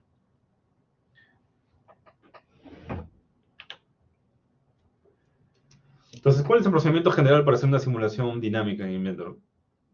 Bueno, cuando tú tienes un ensamble grande, bueno, si tienes un montón de piezas, pues sería bastante engorroso ponerle todos los contactos, pues, ¿no? Todos los juntas a cada una de las piezas, ¿no? Entonces, si hay piezas que no tienen de repente movimiento relativo, podrías simplemente agruparlas como si le estuvieran soldando, ¿no? Entonces ahí podrías agrupar los componentes que no tienen movimiento relativo entre sí, ¿no? Luego creas las juntas. Las juntas, como dije, son como las restricciones que aplicabas en el dibujo, ¿no? ¿No? Para que puedan moverse, no sé, como un brazo, ¿no? Como si estuviera deslizando, ¿no? El tercer paso es crear las condiciones de entorno. Las condiciones de entorno, ¿qué cosas son? Son las fuerzas que vas a aplicarle, ¿no? Si quieres, también puedes aplicar la aceleración. También, si quieres, puedes imponer un movimiento, ¿no? Y eso es lo más interesante de este software, ¿no? Porque tú le puedes decir, por ejemplo, invento, ¿sabes qué? Yo necesito que este brazo, ¿no? De repente es la estructura de un brazo robótico, necesito que se mueva o que siga esta curva, ¿no? De la posición en el tiempo. Como inventor puedes dar la posición en el tiempo, puedes saber cuál es la velocidad y la aceleración. Y con esa información puede darte cuáles serían las fuerzas que sufre ese brazo para poder realizar ese movimiento en particular, ¿no? Y eso de ahí es un dato que sirve de mucho, ¿no? ¿No? Entonces, si por ejemplo, no sé, necesitas saber cuántas fuerzas o la fuerza máxima que se genera, por ejemplo, para que un brazo levante un peso, ¿no? Podrías decir al invento, ¿sabes qué? Yo necesito que este brazo, bueno, con este peso, haga un movimiento, ¿no? Dibujas, ¿no? Bueno, sí, pues dibujas, ¿no? O le das los puntos de la gráfica de cómo va a ser la posición del extremo del brazo en el tiempo, ¿no? Entonces, Inventor lo va a mover a la fuerza por ese movimiento impuesto y te puede graficar cómo van a variar los torques, las fuerzas, ¿no? De todas las juntas, ¿no? Por si acaso, Inventor solo te dibuja o te grafica o te calcula aceleraciones, fuerzas, reacciones, todo lo que tú quieras, pero solamente en las juntas del mecanismo, no en cualquier punto, solamente en las juntas. Las juntas es como las restricciones que tú hacías en dibujo, pues, ¿no? Ya, entonces eso es lo interesante, ¿no? O sea, que tú puedes, ¿no? Darle un movimiento y te puede hallar cuáles son las reacciones, y ya pues ahí es con eso la máxima fuerza o el máximo torque, y ya con eso puedes seleccionar tu motor, pues, ¿no? Y ahora sí, mucho más seguro que haciendo una operación básica, pues, ¿no? Entonces, si tu operación básica ha estado más o menos bien, no debería variar un montón respecto a lo que calcula Inventor, pues, ¿no? Y claro, luego después tienes que hacer un análisis, pues, ¿no? No vale que tú me presentes, ¿no? En el momento de la exposición, que hagas la simulación dinámica y solamente lo pongas ahí y no expliques nada, pues, ¿no? No, porque se supone que el valor agregado del ingeniero es justamente hacer el análisis, pues, ¿no? Si tú crees que por aprender a utilizar un software es suficiente como para ser ingeniero, pues no es así, pues, ¿no? Acuérdate que el software te lo puede enseñar en cualquier lado, en cualquier instituto, ¿no? Se supone que uno estudia también varios cursos teóricos para poder analizar eso, pues, ¿no? No basta simplemente con saber utilizar el software, sino lo que se busca es que tú hagas análisis con el software. Y claro, en base a ese análisis puedes tomar otras decisiones en el momento que hagas tus simulaciones, ¿no?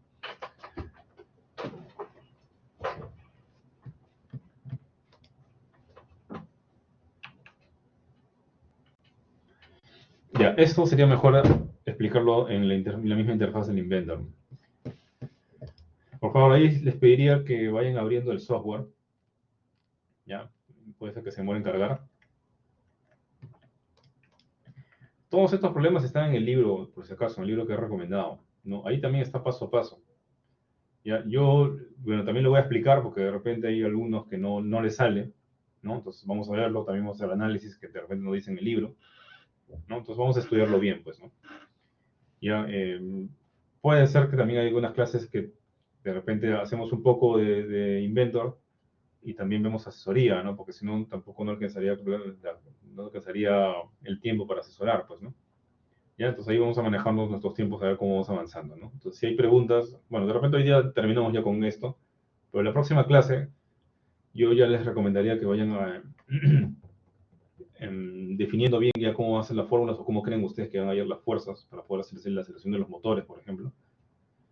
¿No? Que a alguien del equipo o a un subgrupo del equipo pues se dedique a investigar cómo va a hacer eso de ahí.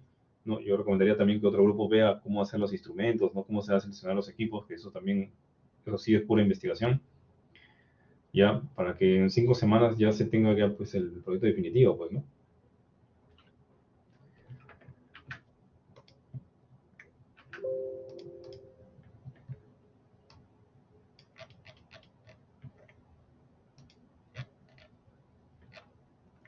Ya, entonces, bueno, claro, sería la interfaz del invento 2011, pues, ¿no?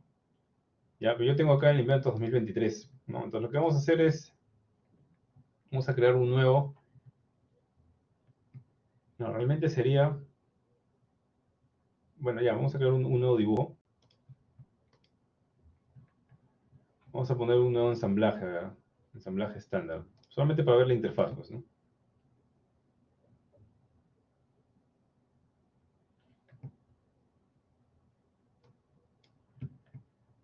Ya, esta es la interfaz, bueno, que ya conoces de Inventor, ¿no?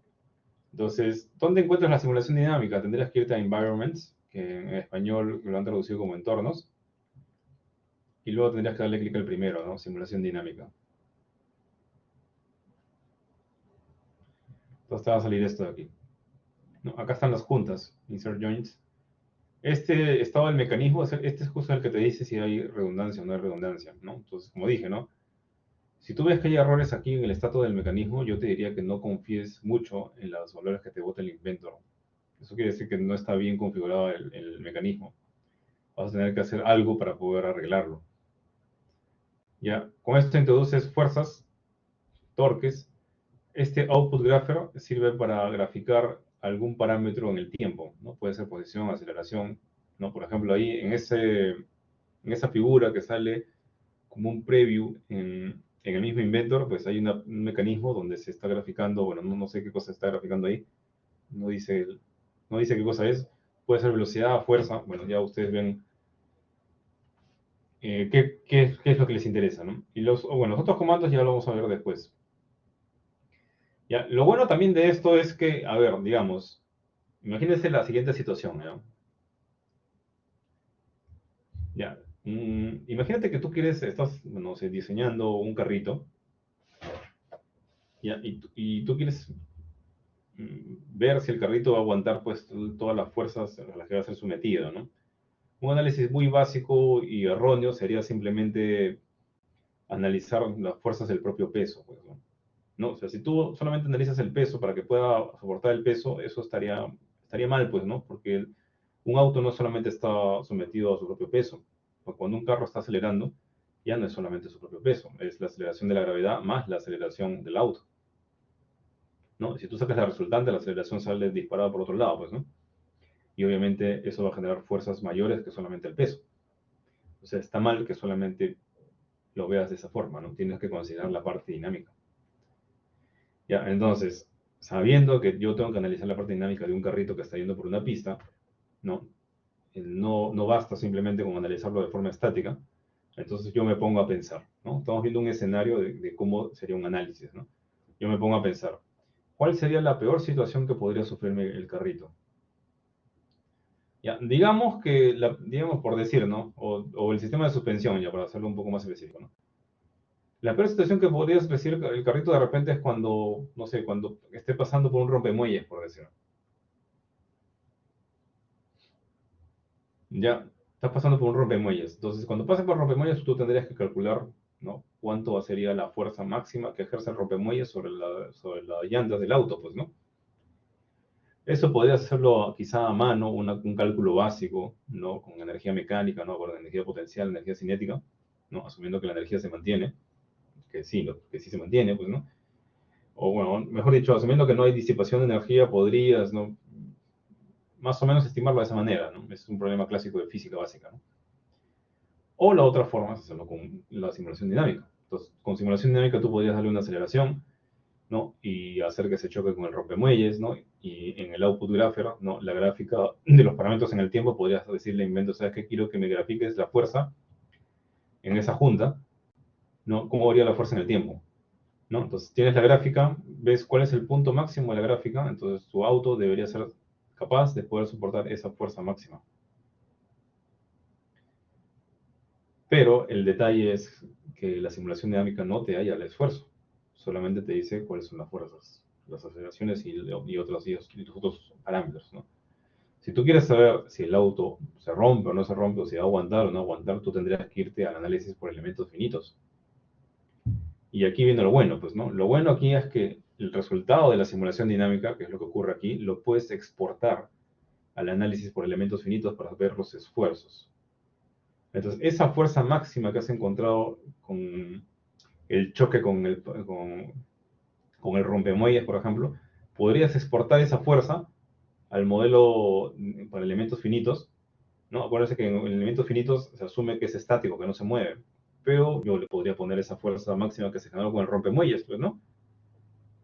¿no? No se está moviendo, pero le aplico la misma fuerza, pues, porque ya sé cuánto es, ¿no? Entonces, y lo evalúo en base a eso, pues, ¿no? Entonces, invento me va a decir si con esa fuerza máxima se rompe o no se rompe. Yo sé que eso ocurrió en ese instante de tiempo, ¿no? Pero asumiendo que es estático y aplicándose esa fuerza, podría, ahí podría ser el análisis de si se rompe o no. Por eso que una vez dije, ¿no? Que, que para poder saber si se rompe algo o no, ¿no? Sabiendo que el análisis por elementos finitos de invento es estático, ¿no? Lo que tú haces es básicamente pasar los resultados de la simulación dinámica, ¿no? O las fuerzas generadas por la dinámica del mecanismo, ¿no? A una representación equivalente en forma estática, pues, ¿no? ¿No? Es como, no sé, si yo dejo caer mi celular al suelo, ahí obviamente va a haber una fuerza grande, un pico, ¿no? Entonces, imagínate que esa fuerza yo bueno, la mido, ¿no? Y a mi celular le aplico la misma fuerza de forma estática. Sería lo mismo, ¿verdad? Es la misma situación, pues, ¿no? Se está aplicando una fuerza grande. Claro que cuando tú lo dejas caer es un instante de tiempo, ¿no? Pero si yo quiero hacer el experimento, simplemente pues, le aplico quizá también un instante de tiempo al celular, ¿no? Y básicamente el celular estaría sufriendo lo que sufrió cuando cayó, pero de forma estática, pues, ¿no? Entonces, esa es la jugada que uno hace para poder hacer el análisis por elementos finitos cuando un objeto se mueve, ¿ya? Entonces, no debe ser limitación para nosotros que el cálculo por elementos finitos, o sea, el análisis de esfuerzos, sea aparentemente un escenario estático, porque ya con el conocimiento que les estoy diciendo, pueden pasar sus resultados de la dinámica luego como si fuese una fuerza estática al módulo del análisis de esfuerzos para que después puedan hacer el análisis respectivo, ¿no?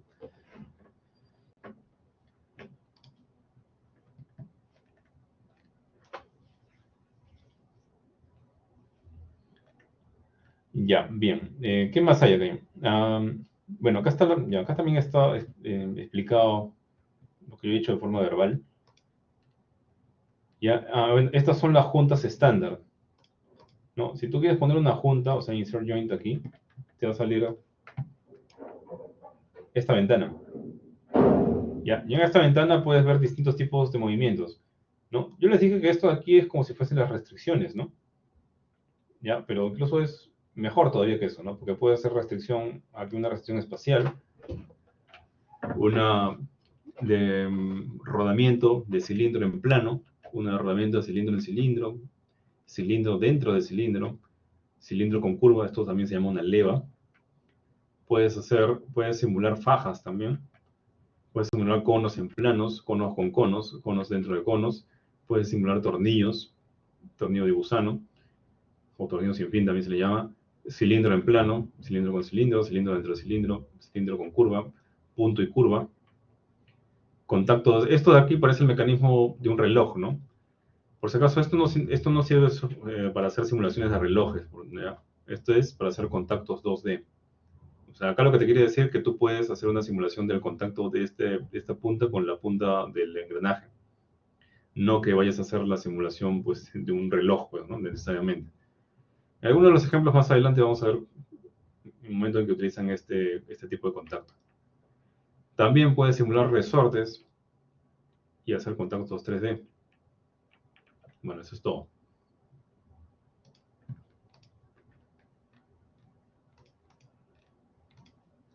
Ya, y acá viene nuestro primer ejemplo. Ya, estos son los llamados, el llamado péndulo de Newton, ¿no? Ustedes saben cómo funciona esto de aquí, que muchas veces se vende como un regalo de oficina.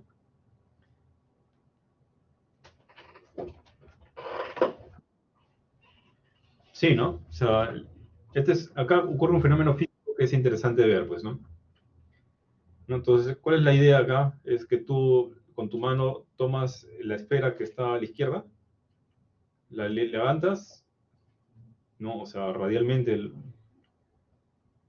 la giras, mejor dicho, la sueltas y cuando la dejas caer, la que sale disparada no es la esfera que continúa después de la esfera que has tomado, pues, ¿no? Sino la que sale disparada es la última esfera. Y nosotros sabemos que eso ocurre porque la fuerza se está pasando de una esfera a otra, pues, ¿no? Ya, entonces, este ejemplo de aquí está en el archivo Newton's Cradle 1. ¿no? Así que para eso les voy a pedir que descompriman el zip del capítulo 1 y encuentren ese archivo para que lo puedan abrir y empezar a hacer el análisis.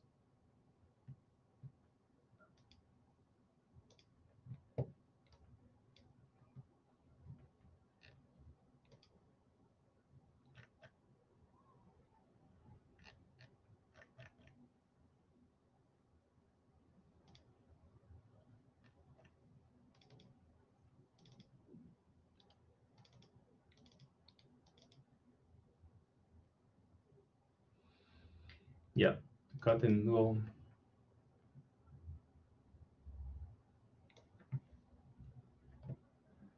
Ahí está el primer péndulo, el primer dibujo.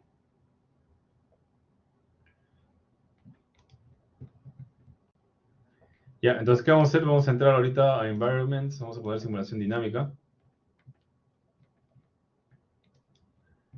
Ya, y acá están los objetivos, ¿no? Dice automáticamente convertir restricciones a juntas estándar. Esto tiene ya de por sí restricciones, o sea, en el dibujo, ¿no? Ahí tengo una restricción, esa es una restricción de dibujo, que ya ustedes lo deben haber visto en dibujo de ingeniería, ¿no? Pero cuando yo pase a Environments y a simulación dinámica, bueno, esas restricciones se pueden pasar como juntas. ¿Ya? Porque ahorita, bueno, ahorita está suelto. ¿Ya? Entonces dice automáticamente convertir restricciones a juntas estándar. Luego dice reestructurar partes en subensamblajes. Ahora no sé por qué aquí no salen las otras. Creo que este es un archivo antiguo. Bueno, creo que este es un archivo que he modificado. A ver, déjenme ver.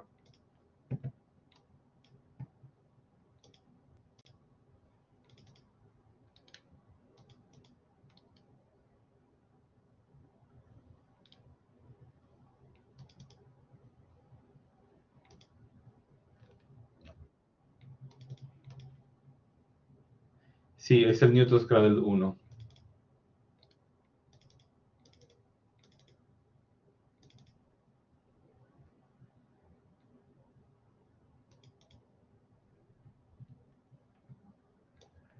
Bueno, si no sé por qué no salen las otras, nos observan.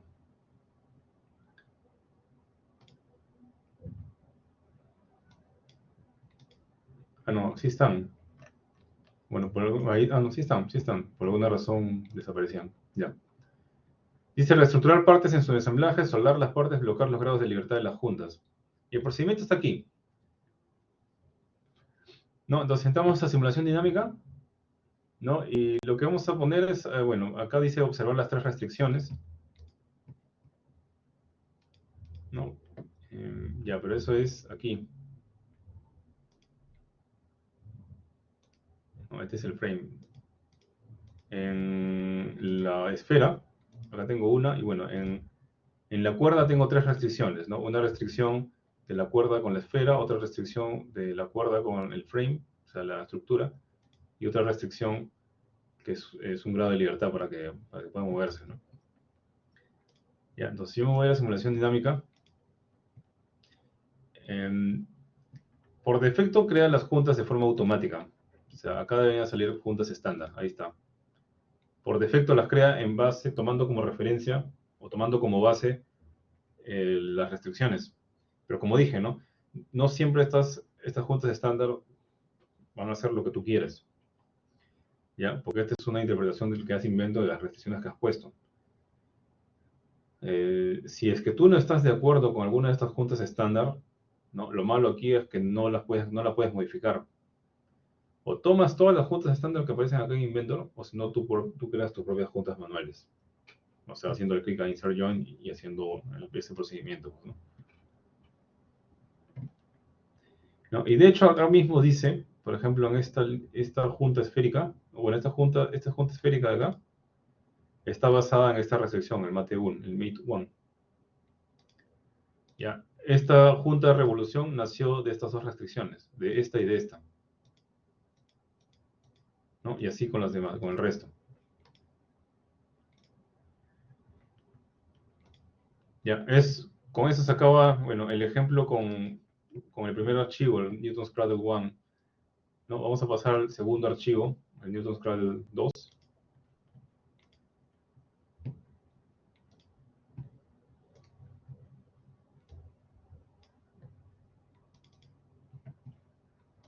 que es este de aquí, ¿no? Ahora abres el segundo archivo, dice, y observa que ahora la bola y la soga forman un subensamblaje, ¿no? Entonces, ¿qué aprendemos acá? Antes estaba la esfera y la cuerda por separado, pues, ¿no? Pero ahora lo ha convertido todo como un subensamblaje. ¿Por qué? O sea, ¿cuál es la idea ahí? ¿Cuál creen ustedes que es la idea? ¿Cuál sería el objetivo de hacer eso?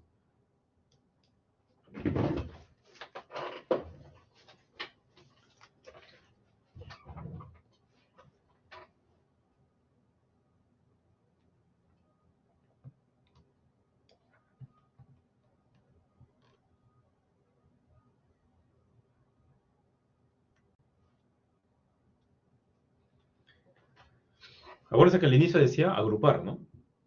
Agrupar las cosas que no tienen un movimiento relativo entre sí. Si ustedes, bueno, alguna vez han usado este juguete, porque básicamente lo utilizan como juguete o como adorno, ¿no? Cuando tú jalas la esfera, nosotros sabemos que la esfera no es, bueno, que la cuerda, mejor dicho, de la esfera no es rígida, pues, ¿no? Es una cuerda, pues, ¿no? Pero cuando tú jalas la esfera, la cuerda está completamente extendida, ¿no? Y cuando la sueltas sigue extendida. O sea, eso quiere decir que no existe un movimiento relativo de la cuerda, de la soga con la esfera. Entonces, para hacer más fácil la simulación y para hacer más fácil la configuración, pues acuérdate que tú después tienes que definir todas las juntas que existen o todos los contactos que existen entre los cuerpos, ¿no? Entonces, si yo no hiciera este subensamblaje, tendría que definir el contacto que existe entre la esfera y la cuerda y luego la cuerda con el frame. En cambio, si yo, digamos, agrupo la esfera con la cuerda como un solo cuerpo, porque yo ya sé que no tiene movimiento relativo entre los dos, entonces todo esto se podría tratar como un solo cuerpo y la única junta que debería poner es la que está justamente arriba nada más. Entonces esa es la idea de formar subensamblajes, ¿no? No, en este caso le han dado este nombre. Ya, bueno, y acá hay 7 subensamblajes. Ya, ese es el ejemplo. Bueno, acá estamos cambiando bastante de archivo, ¿no? Pero los ejemplos que vienen más adelante no, ya no son así. Ya, bueno, en este primer capítulo se cambia bastante de archivo para explicar, ¿no?, algunos aspectos teóricos, pero los proyectos de diseño que, que vienen más adelante, porque esto realmente el libro los llama ejercicios, ¿no? Más adelante vienen proyectos de diseño que se trabajan casi con un solo archivo o a veces dos nada más. Ya, este es el tercer modelo, Newton's Cradle 3, para poder seguir con el ejemplo, ¿no? Dice que entres a la simulación dinámica, o sea, entras a environments, luego a simulación dinámica, ¿no? Entonces acá el objetivo es, acá ya no está como una sola pieza, ¿no? Entonces hacer que esté como una sola pieza sería el objetivo, para poder simplificar los cálculos y también simplificar la configuración. Y es fácil porque simplemente puedes tomar estos dos elementos, ¿no? Darle clic derecho y a cada elemento le puedes decir que suelde las dos partes. Entonces se convierte en un grupo soldado, ¿no? Ahí está.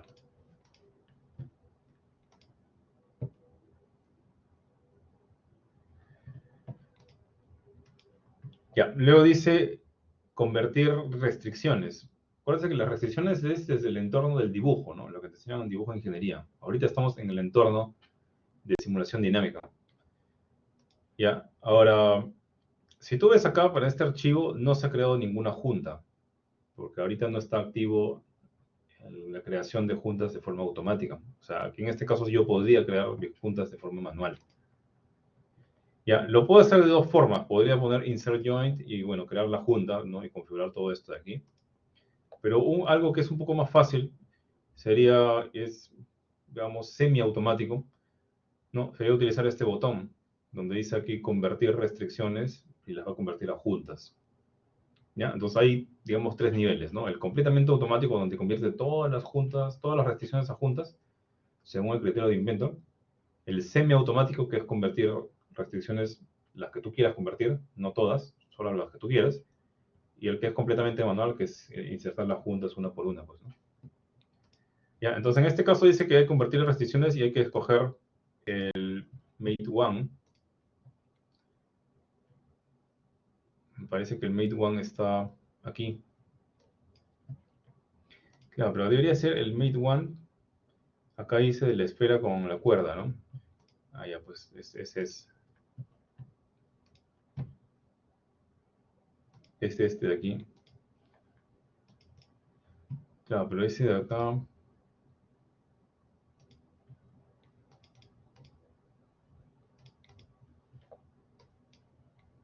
Ah, bueno, dice seleccionar dos partes. Ah, perdón. Selecciona dos partes.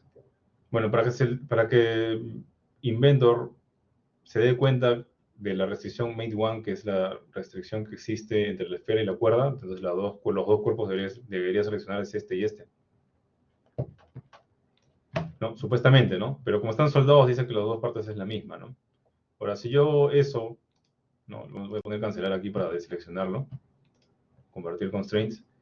Si hago eso con la siguiente esfera de este con este, ahí sí me dice el Mate 4, ¿no? El Mate 4 es la restricción de la bola con la esfera. Y acá el inventor sugiere, ¿no?, que esa restricción se convierta en una junta esférica. Por si acaso ahí tú no tienes ninguna decisión, no lo puedes cambiar por si acaso, ¿no? Si tú dices que no, para mí no esto no es una junta esférica, sino es una junta cilíndrica, por decir, no puedes cambiar la decisión que dice Inventor sobre esto, ¿no? Si tú quieres tomar la decisión de cómo debe ser la junta, la única forma es hacerlo de forma completamente manual, dándole clic a Insert Joint. ¿Ya? Convertir a juntas sirve, ¿no? Porque la mayoría de veces sí le acierta, pues, ¿no? Pero en el momento cuando tú veas que no le acierta, tienes dos caminos. O lo haces completamente manual, o si no, generas las restricciones suficientes en el dibujo, en el entorno de dibujo, de tal manera que el inventor sí lo pueda entender como el movimiento que tú sí realmente le quieres dar, pues, ¿no? Entonces, para eso tendrías que restringir algunos grados de libertad si es que quieres algún movimiento más restringido, pues, ¿no? ¿Ya? Entonces tienes dos caminos ahí para poder hacer eso. Ya, luego vamos al cuarto archivo. Ya, vamos a terminar esta sesión también con el ejemplo 1, ¿ya? A ver, el cuarto archivo.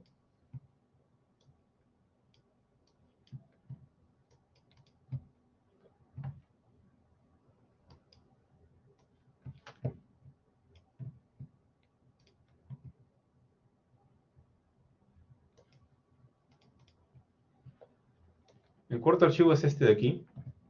Acá, analícenlo bien.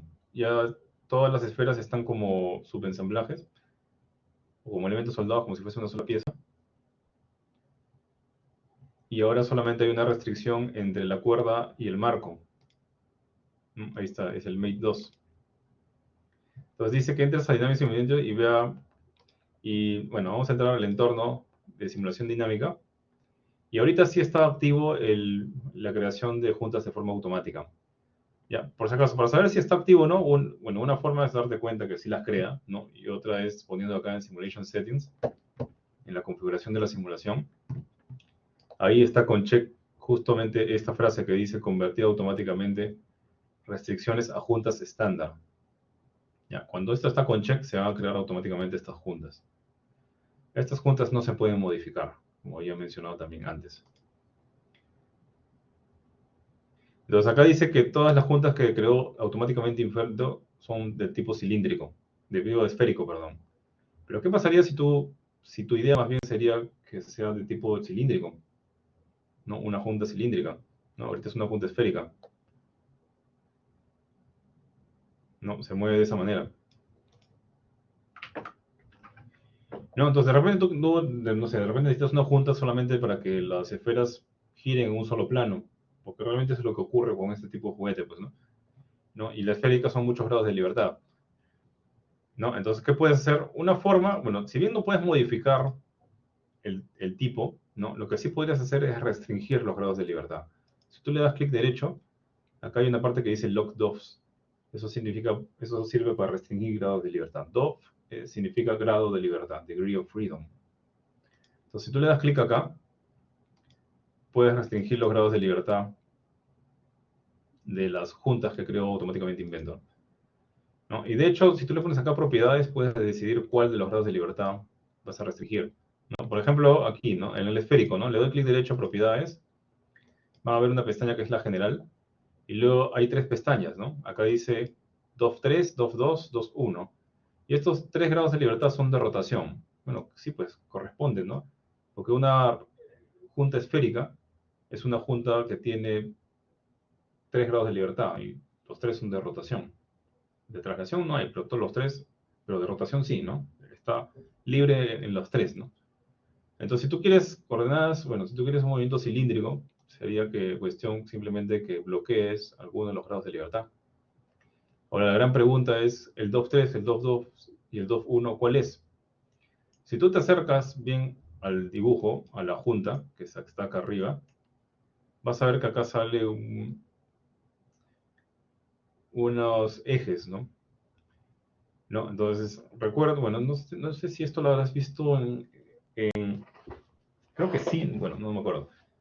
Cuando tú haces dibujo, creo que también sale esto, ¿no? Pero ya, vamos a recordar. Este sistema de coordenadas, ¿no? Recuerden que el eje que tiene una sola cabeza es el eje X. El que tiene 2 cabezas es el eje Y y el que tiene 3 cabezas es el eje Z. ¿Ya? Entonces el 2-3 sería el Z, el 2-2 el Y y el 2-1 el X. Además también te das cuenta porque el 2-3 activa como un fantasma aquí, ¿no? Que indica que es la rotación de ese eje. Si le pones 2-2, esta rotación sale aquí y el 2-1 sale la rotación en el eje X. Ahí te das cuenta cuál es cuál.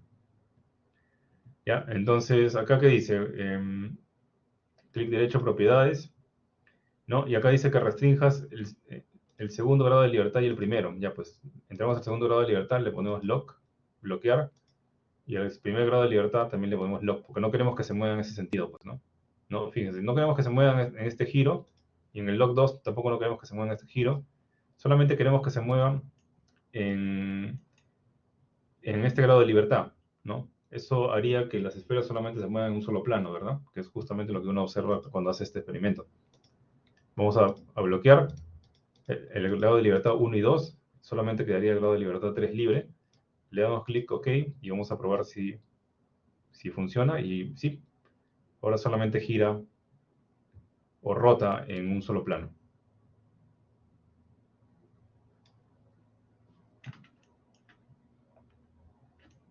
¿No? Ahí está, un solo plano. ¿Ya? Este ejemplo todavía continúa más adelante, ¿no? Si bien acá en el ejemplo 2 sale otro dibujo, más adelante se vuelve a retomar esto, porque al final sí vamos a hacer la simulación que tú ves con el juguete, ¿no? O sea, que yo lanzo la pelota o la esfera y sale disparado a la esfera que sale al final, ¿no? Eso sí lo vamos a terminar de hacer, ya, pero ya sería otra sesión. Bueno, ¿hay alguna pregunta hasta aquí?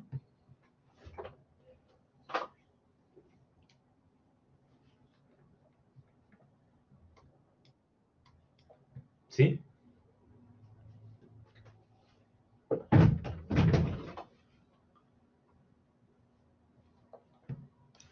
Profesor, ¿se escucha? Sí, te escucho. Entonces, prácticamente estas simulaciones dinámicas tendríamos que aplicarlas para prácticamente casi todos nuestros objetos que van a ser móviles, ¿no? Claro, todos los objetos que sean móviles para poder hallar los torques o las fuerzas máximas que se generan ahí y con eso seleccionar los motores, ¿no? O utilizar esos datos para luego hacer análisis por elementos finitos. Mi problema más que todo era respecto a, ¿cómo se llama? Como le había comentado en un principio, cuando se compró, digamos, entre comillas, la faja, estaba en un estado de, ¿cómo se llama? De grounded. Eso significa que debería realizar todos los, ¿cómo se llama? Todos los constraints, ¿no? Para que Claro, pueda... pero mira, en el caso de la faja, que es un elemento comprado, normalmente el fabricante te da una guía para poder hacer la selección de la faja. O sea, supuestamente, ¿para qué hacemos esto? Nosotros hacemos esto porque queremos saber cuáles son las fuerzas máximas y después con ese dato dimensionar el motor y luego ver si se rompe o no, pues, ¿no? Pero normalmente si tú vas a comprar algo, el fabricante te dice cómo hacer ese cálculo sin utilizar software, ¿no? O sea, qué cosas debes tener en cuenta, hasta ejemplos te puede dar. Entonces, yo te recomendaría en todo caso que trates de bajar la guía. Normalmente la guía se la llaman guía de selección del fabricante para ver si te da alguna pauta de cómo hacer ese cálculo de forma más rápida, ¿no? En ese caso, ese sería el sustento para la faja porque es un elemento comprado. Pero todos los elementos que son fabricados, que tengan algún movimiento, bueno, ahí sí vamos a necesitar hacer la simulación dinámica para ver a qué fuerzas máximas van a estar sometidos, ¿no? Incluso si la faja está, ¿cómo se llama? La faja también viene con el motor ya prácticamente integrado. Ese también se le debería también ver la ficha, ¿no? Por así No, decirlo. ya no, pues si ya viene con un motor significa que el fabricante pues ya da la garantía de que con ese motor funciona bien, ¿no? Dentro de las especificaciones de la faja, ¿no? Lo que sí tendrías que explicar es cómo has elegido esa faja en particular. Sí, porque Y de acá, repente, ¿cómo se llama? En el Trace Parts decía la variante que nosotros queríamos, la distancia entre ejes, el ancho de la cinta, guía lateral, posición de accionamiento, tipo de motor, frecuencia, velocidad de metros por minuto, tipo de cinta. Todas esas cosas debería entonces ya, sustentarlas en lugar de ese análisis que está claro, exigiendo. en ese caso, bien, solo, bueno, bueno, para la faja no tienes que hacer invento para nada, ¿no? O sea, simplemente te guías de la guía de selección del fabricante y con eso seleccionas. Lo que sí podría ser quizá algo en simulación sería de repente, no sé, si hay alguna fuerza que podría aplicarse a la faja, no, no sé por decir, ¿no? Imagínate que yo tengo, no sé, un brazo robótico que le mete palmadas a la faja, ¿no? Entonces, ¿cómo hallas la fuerza que genera un palmazo sobre la faja? Eso lo podría hacer con la simulación dinámica. Entonces, ese dato de fuerza que va a sufrir la faja, bueno, lo podrías utilizar luego para hacer tu selección de la faja ya por otro lado, pues, ¿no? No sé si me dejo entender ahí. Oh, la verdad no lo ¿No? entendí bien. O sea, si tú necesitas algún dato para seleccionar la faja que es resultado, ¿no? De algún análisis de alguna parte, un elemento, una estructura, ¿no? Que donde tú sí tengas que aplicar Inventor, entonces ahí para ese dato sí te tienes que aplicar Inventor, pues, ¿no? O sea, para ir al poder hay una fuerza externa o las fuerzas externas a las que está sometido, las cargas que podría estar sometida en la faja. Porque al final, ¿cómo seleccionas la faja? Necesitas darle de dato cuál es el peso de lo que vas a mover, pues, ¿no? Sí, así es. ¿No? Ya, pues entonces, si por decir, ¿no? ¿Qué pasa si, no sé, no sé, en algún proceso, en alguna parte, no, no sé, digamos que estás haciendo tortas, ¿ya? La faja va a transportar tortas, por decir, ¿no? Entonces, digamos que hay un momento en que la torta, no sé, le haces pasar una cuchilla, entonces eso va a generar más presión sobre la faja. Ya no sería solamente el peso de la torta, sino sería un poco más. Entonces, la pregunta es, ¿yo debería diseñar para solamente el peso de la torta o para la máxima fuerza que podría sufrir la faja en algún punto de la línea de producción?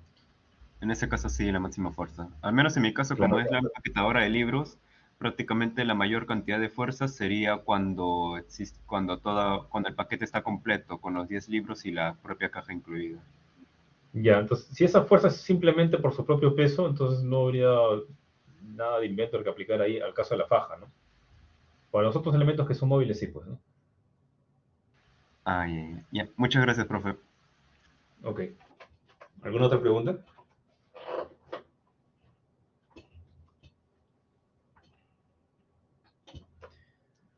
Ya, no hay preguntas, ¿no? Entonces ya saben cómo repartirse el trabajo, ¿no? Hay parte de dinámica, ¿no? Ya parte de selección de equipos, ¿no? Hay varios trabajos que hacer, ¿no? Ya desde ahora ya pueden ir avanzándolo. Este, más adelante vamos a ver más guías de diseño, bueno, vamos a ver más de estos laboratorios y si el que quiera adelantarse a los laboratorios, pues puede ver el libro, porque ahí está también con procedimiento cada uno de los ejemplos. Ya, solo que yo también le voy a meter un poco más pues, de análisis, ¿no? Y cosas de ingeniería que ustedes han visto a lo largo de la carrera, ¿no? Bueno, entonces, en la próxima semana, a ver si tienen algún avance para también asesorar, ¿no? Para ver qué tan bien encaminados están. Ya, y ya pues, ya nos veríamos la siguiente semana. Buenas noches.